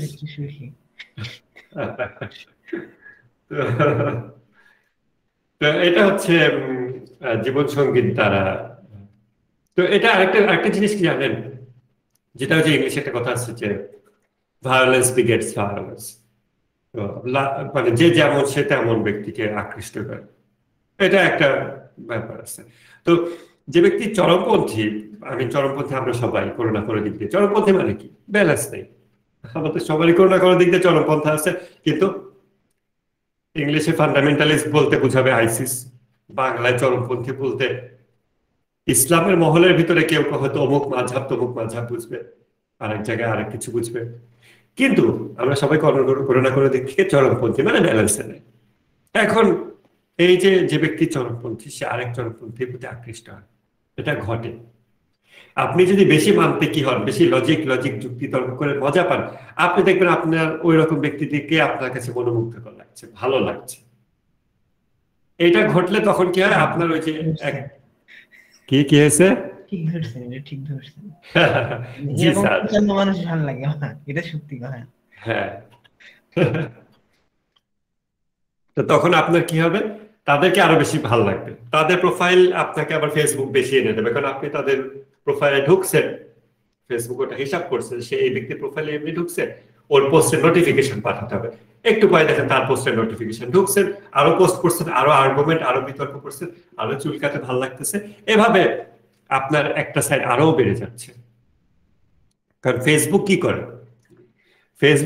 ফেসবুক অ্যালগোরিদম আপনার এবার একটা ভালো জিনিস আসছে, সেটা হলো এই যে ব্যক্তি ব্যালেন্স কম, লাভ কম, লজিক একটু বেশি, সেক্সুয়ালিটি সবচেয়ে বেশি, ফেসবুক অ্যাক্টিভিটিসে তার এটা প্রতিফলন ঘটে। সে সেক্সুয়ালিটি রিলেটেড জিনিসে বেশি লাইক কমেন্ট করে ইনস্টাগ্রামে, ফেসবুকে। ফেসবুক তাকে ওই জিনিস আরো বেশি দেখালে তার এটা আরো বৃদ্ধি পায়, তখন সে আরো ইমব্যালেন্স হয়। ফেসবুক ডাইনামিক, কন্টিনিউয়াস আপনাকে কন্টেন্ট দিচ্ছে এবং কন্টিনিউয়াসলি ফেসবুক অ্যালগোরিদম আপনার সম্পর্কে লার্ন করছে, শিখছে এবং ডসিয়ার মেনটেন করছে, প্রোফাইল মেনটেন করছে, যে এই ব্যক্তি কোন কোন বিষয়ে বেশি আগ্রহী, সেই বিষয়ে তার আগ্রহ আরো বাড়িয়ে দেয়। ফেসবুক অ্যালগোরিদম কখনো ইনসানে কামেল এনশিওর করা অ্যালগোরিদম না। So if you allow Facebook or any other such algorithms to influence you, and which all of us are doing already, by the way, তখন আমাদের রেজাল্ট কি হবে, আমাদের ব্যালেন্স অ্যাচিভ হবে না, ব্যালেন্স আসলে অ্যাচিভ হবে না। আমরা এটা করছি, তাহলে আজকে অ্যাটলিস্ট আমরা একটা মোটামুটি পয়েন্টে আসতে পারলাম যে ব্যক্তি দ্বারা আমরা ইনফ্লুয়েন্স হই, বা যার দ্বারা ইনফ্লুয়েন্স হই, ব্যক্তি হোক বা অ্যালগোরিদম হোক, যার দ্বারা আমরা ইনফ্লুয়েন্স হচ্ছি যে পরিবেশ এগুলো দ্বারা, সেইটা যদি ইনসানে কামেল না হয় তাহলে আবার ইমব্যালেন্স কন্টিনিউ করবে। এটা হলো সূত্র, এটা মাথায় রাখেন। ইনসানে কামেল হলো সেই ব্যক্তি যে আমার ভারসাম্য গুলো যে কম বেশি আছে ওই অনুযায়ী নিজেকে কম বেশি অ্যাডজাস্ট করে, যার ফলে তার সাথে চলতে থাকলে আমার যেগুলো ঘাটতি ছিল, কম ছিল, ওগুলো বৃদ্ধি পায়, পূরণ হয়, আর যেগুলো প্রয়োজনের অতিরিক্ত ছিল সেগুলো কমে কমে 100% এসে থাম। সে হচ্ছে ইনসানে কামেল। Facebook algorithm doesn't work like that. কোন ব্যক্তি যদি এটা বোঝে, আমি এটা ভেরি ডাইনামিক একটা ব্যাপার, কোন কিতাব, একটা ডেট, একটা বুক, এটা তো আপনাকে সেটা দিবে না। আপনি পড়তেছেন, এখানে এটা ওটা বলছে, এটা লিখছে, পড়লাম, কোরআন পড়তেছে, হাদিস পড়তেছে, সবই হলো ডেড টেক্সট, যেটা মানুষের মতো জীবন্ত না, যে নিজের প্রয়োজন মতো অ্যাডজাস্ট করতেছে না, নিজে মানে আপনার প্রয়োজন মতো অ্যাডজাস্ট করতেছে না। তখন আপনি সেগুলো পড়ে কি হবে, যে ব্যক্তি আইসিস সে কোরআন খুলে কোথায় মারো কারে ধরো এই আয়াতগুলোই তার হয়তো বেশি ভালো লাগে, পার্সোনালি নোট করে। যে সুফিবাদী সে শুধু কোথায় জোহদ আছে, কোথায় বেশি বেশি রোজা নামাজ, এগুলো লিস্ট করে। আর একজন আরেক জিনিস করে। It's happening all around us. So dead কিতাব, মৃত কিতাব আমাদেরকে ওইভাবে হেল্প করতে পারে না, কেননা সে নিজেকে ওইভাবে অ্যাডজাস্ট করতে পারে না। সে তো এমন করে না যে এই বইয়ের মধ্যে ভায়োলেন্স নিয়ে যে পেজগুলো আছে এই হ্যারি পটারের মতো, ওই পেজগুলো উধাও হয়ে গেল, কারণ যে পাঠক সে পাঠক হলো আইসিস, তার ভায়োলেন্সের টেক্সটগুলো পড়ে দরকার, আগে ভালোবাসা অন্যান্য জিনিসে ব্যালেন্স দরকার। পড়তে পড়তে সে ওটাই পড়ে, ওটা পড়ে তার ভালো লাগে, সে ওটাকে আরো বুস্ট আপ করে। It's a real problem. আর ফেসবুক তো এটা বিগেস্ট প্রবলেম, কারণ অ্যালগোরিদম কি করতেছে, আমাদের এই ব্যালেন্সটা চেঞ্জ করে দিচ্ছে। আমি এটা আগে বলেছি, মার্ক জাকারবার্গের একটা সাক্ষাৎকার কোন অনেক বছর আগে মনে হয় আসছিল, সেখানে সে বলেছে যে Facebook has changed fundamentally how human brain works. মোটামুটি এটাই কথা বলেছিল, যে মানুষের ব্রেন কিভাবে কাজ করে এটার মূল যে সিস্টেম, এটাই ফেসবুক বদলে দিয়েছে। বুঝতে পেরেছেন কিভাবে বদলাচ্ছেন? যার ভারসাম্য যেদিকে কম সেদিকে, যেদিকে যার যে চরমপন্থা তার সেই চরমপন্থা বৃদ্ধি করে দিচ্ছে, সেটা যেটাই হোক না কেন। তো এটা আমরা একটা ভালো সিদ্ধান্তে আসতে পারলাম আজকে। এখন এর উপর বেস করে আপনারা আমি একটা কথা বলতে চাই, সেটা হচ্ছে যে ডেড বুক যেটা বললেন, মানে এই টার্মিনোলজিটা, এটা কি আপনি কোরআনের ক্ষেত্রে অ্যাপ্লাই করবেন? কোরআনের ক্ষেত্রে অ্যাপ্লাই করা, এটা যদি আবেগের দিক থেকে বলি, আবেগের দিক থেকে বলতে গেলে কেউ এটার সাথে মৃত শব্দটা ব্যবহার নাও করতে পারে, বাট আপনি আসলে ডেড বুক বলতে মানে ডেড একটা জিনিস, যখন আমি যেটা বুঝি মানে নিষ্প্রাণ, it doesn't have any effect. না না না, এরকম ডেড বলতে আমি কি বুঝাচ্ছি আমার মনে হয় যথেষ্ট এক্সপ্লেনেশন হয়ে গেছে। সেটা হচ্ছে যে নিজেকে প্রয়োজন মতো 2টা পেজ হাইড করে ফেলতে পারে একটা বই। কোরআন যদি এরকম হতো, আইসিস এর অনুসারী যারা, তার জন্য কি হলো, তাদের যেখানে পাওয়া হত্যা করেছে আয়াতটা আছে, আয়াতটা সিম্পলি হাইড হয়ে গেল কয়েকদিনের জন্য। ওই ব্যক্তি কোরআন পড়তে পড়তে তার আকর আস্তে আস্তে খুলে গেল, তারপর আস্তে আস্তে ওই আয়াতটা আরেকদিন সে দেখলো আর এই আয়াতটা এখানে আছে।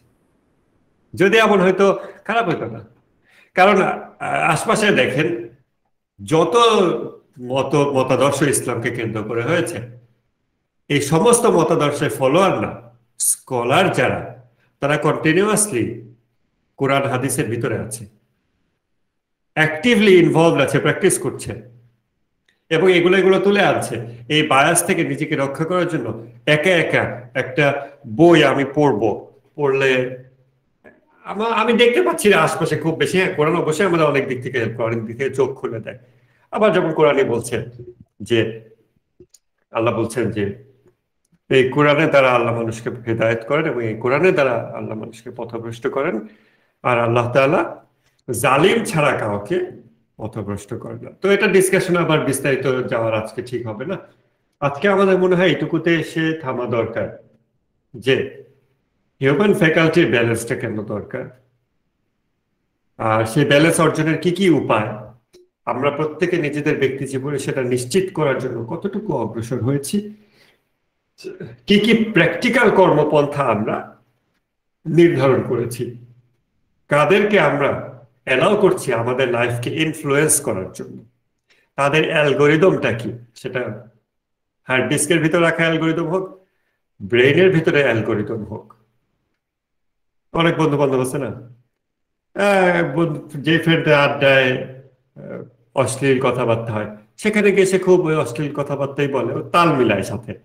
আর আবার একটু পর মসজিদে যাচ্ছে, সেখানে গিয়ে আবার ওই যে সবক হয় নামাজের পর, সবকটাও ভালো মতো দিচ্ছে, সেখানে সে আবার খুব ইসলামিক কথা বলতেছে। সে সব জায়গায় তাল মিলিয়ে চলে, সে ওই জায়গাটাকে আরো বৃদ্ধি করতেছে, ওই ইমব্যালেন্সটা আরো বৃদ্ধি করে দেয়। এমন আছে না, আমরা কাদেরকে অ্যালাউ করতেছি আমাদের টোটাল লাইফস্টাইলকে ইনফ্লুয়েন্স করতে, এবং নিজেরা নিজেদেরকে কিভাবে ইনফ্লুয়েন্স করতেছি। It's a matter to contemplate, এটা গভীরভাবে চিন্তা করার একটা বিষয়। আপনাদের একটা কথা বলি, আপনি মনে হয় আপনাদের 2জন ক্লাসে কোনো একটা ক্লাসে বলেছিলেন যে যখন একটা টপিকে বই পড়ি অথবা কোনো লেকচারের মধ্যে আছি বা ক্লাসের মধ্যে আছি, তখন সেই বিষয়টা আমি গভীরে ঢুকে যাই এবং সেটাকে বুঝতে পারি, কিন্তু বই ক্লোজ করার পর সেটা আমার ভিতরে আর থাকে না। এই টাইপের একটা কথা মনে কেউ বলছিল, মানে টেকসই হয় না, বা পরে আমি সেটা ভুলে যাই, এরকম একটা কথা। আচ্ছা, এই জিনিসটা কেন হয় এটা নিয়ে আপনাদের মনে হয় না পরে আরো চিন্তা করা হয়েছে?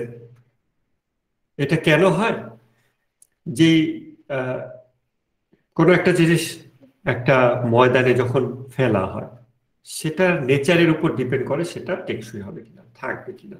যেমন আপনি যদি চকচকা তেলওয়ালা একটা সারফেসের উপর পানি ফেলেন, এটা গড়িয়ে চলে যাবে। তাহলে তেল মসৃণ একটা সারফেসে যদি পানি ফেলেন, গড়িয়ে চলে যায়। মাটির উপর যদি 1 ফোঁটা পানি ফেলেন, এটা শুষে নেয়। আমরা আমাদের নিজেদেরকে যেমন বানিয়ে ফেলেছি, সেটাই আসলে নিশ্চিত করে যে এই সমস্ত বিষয় যা কিছু আলোচনা আজকে আমরা শুনলাম, ফেসবুক হোক, এখানে হোক, লাইভ ক্লাসে, এগুলো ফেসবুকটা বা আজকের ক্লাসটা ক্রস করার পরেও আমার ভিতরে কন্টিনিউ হবে কিনা, এটা এনশিওর করে। যেখানে এখানে যে কি যাচ্ছে, এই জায়গাটার অবস্থা কি, এই ব্রেইনটার অবস্থা কি, সেটার উপর ডিপেন্ড করে।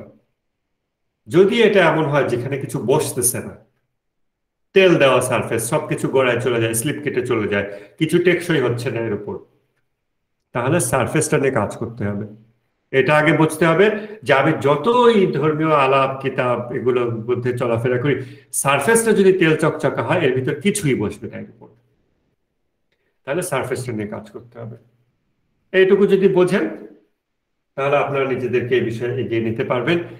আর ফেসবুক অ্যালগরিদম আপনারা আশা করি এখন একটু অন্য আলোকে বুঝতে পারছেন যে এটা আসলে কি পরিমাণ ডিস্ট্রাকটিভ, হিউম্যান ফ্যাকাল্টির ব্যালেন্স থেকে আমাদেরকে দূরে সরিয়ে নিয়ে যাচ্ছে দিন দিন। ইভেন এর ভেতর যদি আপনি ইসলামে আলোচনায় করতে থাকেন, আপনি ফিল করবেন যে I am doing every good, আমি ফেসবুকে ইসলামী পোস্ট পড়ি, কমেন্ট করি, ইসলামে আর্গুমেন্ট করি, অথবা সুবহানাল্লাহ লিখতেছি, যাই করতেছি, এই অ্যালগরিদম আমার ব্যালেন্সটা নষ্ট করে দিচ্ছে। সিম্পল, কিভাবে করছে এটা আপনি বুঝতে পারছেন। তাহলে এই ধরনের জিনিস থেকে আমাদেরকে দূরে সরতে হবে। আর এমন ব্যক্তি যদি পান যারা ইনসানে কামেল না হলেও তার কাছাকাছি, অনেক বুজুর্গ ব্যক্তি আছেন, তাদের সাথে চলার যদি চেষ্টা করেন, তাদেরকে যদি অ্যালাউ করেন নিজের লাইফকে, আপনার লাইফকে ইনফ্লুয়েন্স করার জন্য, maybe that will help. Otherwise ফেসবুকের ভিতরে থেকে যত ধর্মচর্চা হবে, ভারসাম্য অর্জন হবে না। উসওয়াতুল হাসানা যেটা সর্বোত্তম আদর্শ রাসূল সাল্লাল্লাহু আলাইহি ওয়াসাল্লাম, যে ইনসানে কামেল যে ব্যালেন্স, সেই ব্যালেন্সের দিকে আমরা কেউ আগাচ্ছি না। ফেসবুকের ধর্মচর্চা আমাদেরকে রাসূল সাল্লাল্লাহু আলাইহি ওয়াসাল্লামের চরিত্রের দিকে এগিয়ে নিয়ে যাচ্ছে না, আমাদের একটা দিক বৃদ্ধি করতেছে, আরেকটা দিক বৃদ্ধি করতেছে, which is very bad। তাহলে আপনারা মেবি ডিজিটাল ডিটক্স একটু করতে পারেন, সপ্তাহে একদিন চেষ্টা করেন, শুরু করেন একদিন দিয়ে, এটা আমার সাজেশন। আমি নিজে যেহেতু করতেছি, চেষ্টা করতেছি, আপনাদেরকে কিছুটা সাজেস্ট করতেছি, সপ্তাহে একদিন ডিজিটাল ডিটক্স করতে পারেন। আগের দিন রাত থেকে শুরু করে পরদিন 24 ঘন্টা পার করে পরের দিন ভোর পর্যন্ত সমস্ত ডিভাইস, এভরিথিং এগুলো থেকে দূরে থাকেন, বাইরে যাবেন না, ঘরের এক কোনায় কিছু একটা জায়গা করে নিয়ে সারাদিন এই জায়নামাজে থাকবেন, জাস্ট 24টা ঘন্টা, 24 + 6, 24 + 12 ঘন্টা, আগে 6 ঘন্টা ঘুম, পরে 6 ঘন্টা ঘুম, মাঝখানে 24 ঘন্টা। এই 24 + 12 ঘন্টা যদি একটু এরকম করতে পারেন, রুমের একটা কোনায় একটা পাটি বিছিয়ে নিলেন, এখানে আপনি কিছু বই রাখলেন, আপনি নামাজ পড়বেন, বই পড়বেন, ঘুম পেয়ে গেলে এখানে একটু ঘুমাই নিলেন, আবার উঠলেন, আবার পড়লেন। এইটা যদি একটু করেন, আমার মনে হয় যে পরিমাণ বিষ আমাদের ভিতরে জমেছে ডিজিটাল এনভায়রনমেন্ট থেকে, ইউটিউব বলেন, ফেসবুক বলেন, সবাই হচ্ছে হিউম্যান ফ্যাকাল্টির ব্যালেন্সকে নষ্ট করার অ্যালগরিদম, সিম্পলি। তো রাইট, ইতিকাফের মতো যেটা, তো এইভাবে যদি একটু চেষ্টা করেন সপ্তাহে একদিন, তারপর আস্তে আস্তে যদি ফেসবুক, ইউটিউব এগুলো থেকে নিজেকে বের করে আনতে পারেন, তখন অ্যাটলিস্ট এই গ্রাউন্ডটা একটু ইমপ্রুভ হবে। তারপর আমরা ইনসানে কামেল কোথায় পাওয়া যায়, তাদের দ্বারা নিজেদের ইনফ্লুয়েন্স হতে দিব কিনা, সেগুলো আমরা প্রত্যেকে ব্যক্তিগতভাবে সন্ধান করতে পারি। আমি কারো নাম বলবো না, বললে তখন মনে হবে যে আচ্ছা এত এত যুক্তিবিদ্যার ক্লাস অ্যারেঞ্জ করেছে সবাইকে অমুক পীরের মুরিদ বানানোর জন্য। So I am not gonna do that. তাহলে ইনশাল্লাহ এটুকুই আজকে থাক।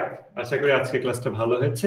নেক্সট ক্লাসে আমি আপনাদের কাছ থেকে এই সমস্ত কথাই শুনতে চাইবো, যা কিছু আমি আজকে বললাম, আগের ক্লাসগুলোতে বলেছি, এমন ভাবে শুনতে চাইবো যেন একটা নতুন ব্যক্তি আপনার কথাগুলো শুনে বুঝতে পারে, রিয়ালাইজ করতে পারে, এবং মেবি পরের দিন থেকে সে তার লাইফস্টাইল চেঞ্জ করতে পারে। রাইট? আর কোনো প্রশ্ন না থাকলে আমি রেকর্ড অফ করে দিচ্ছি।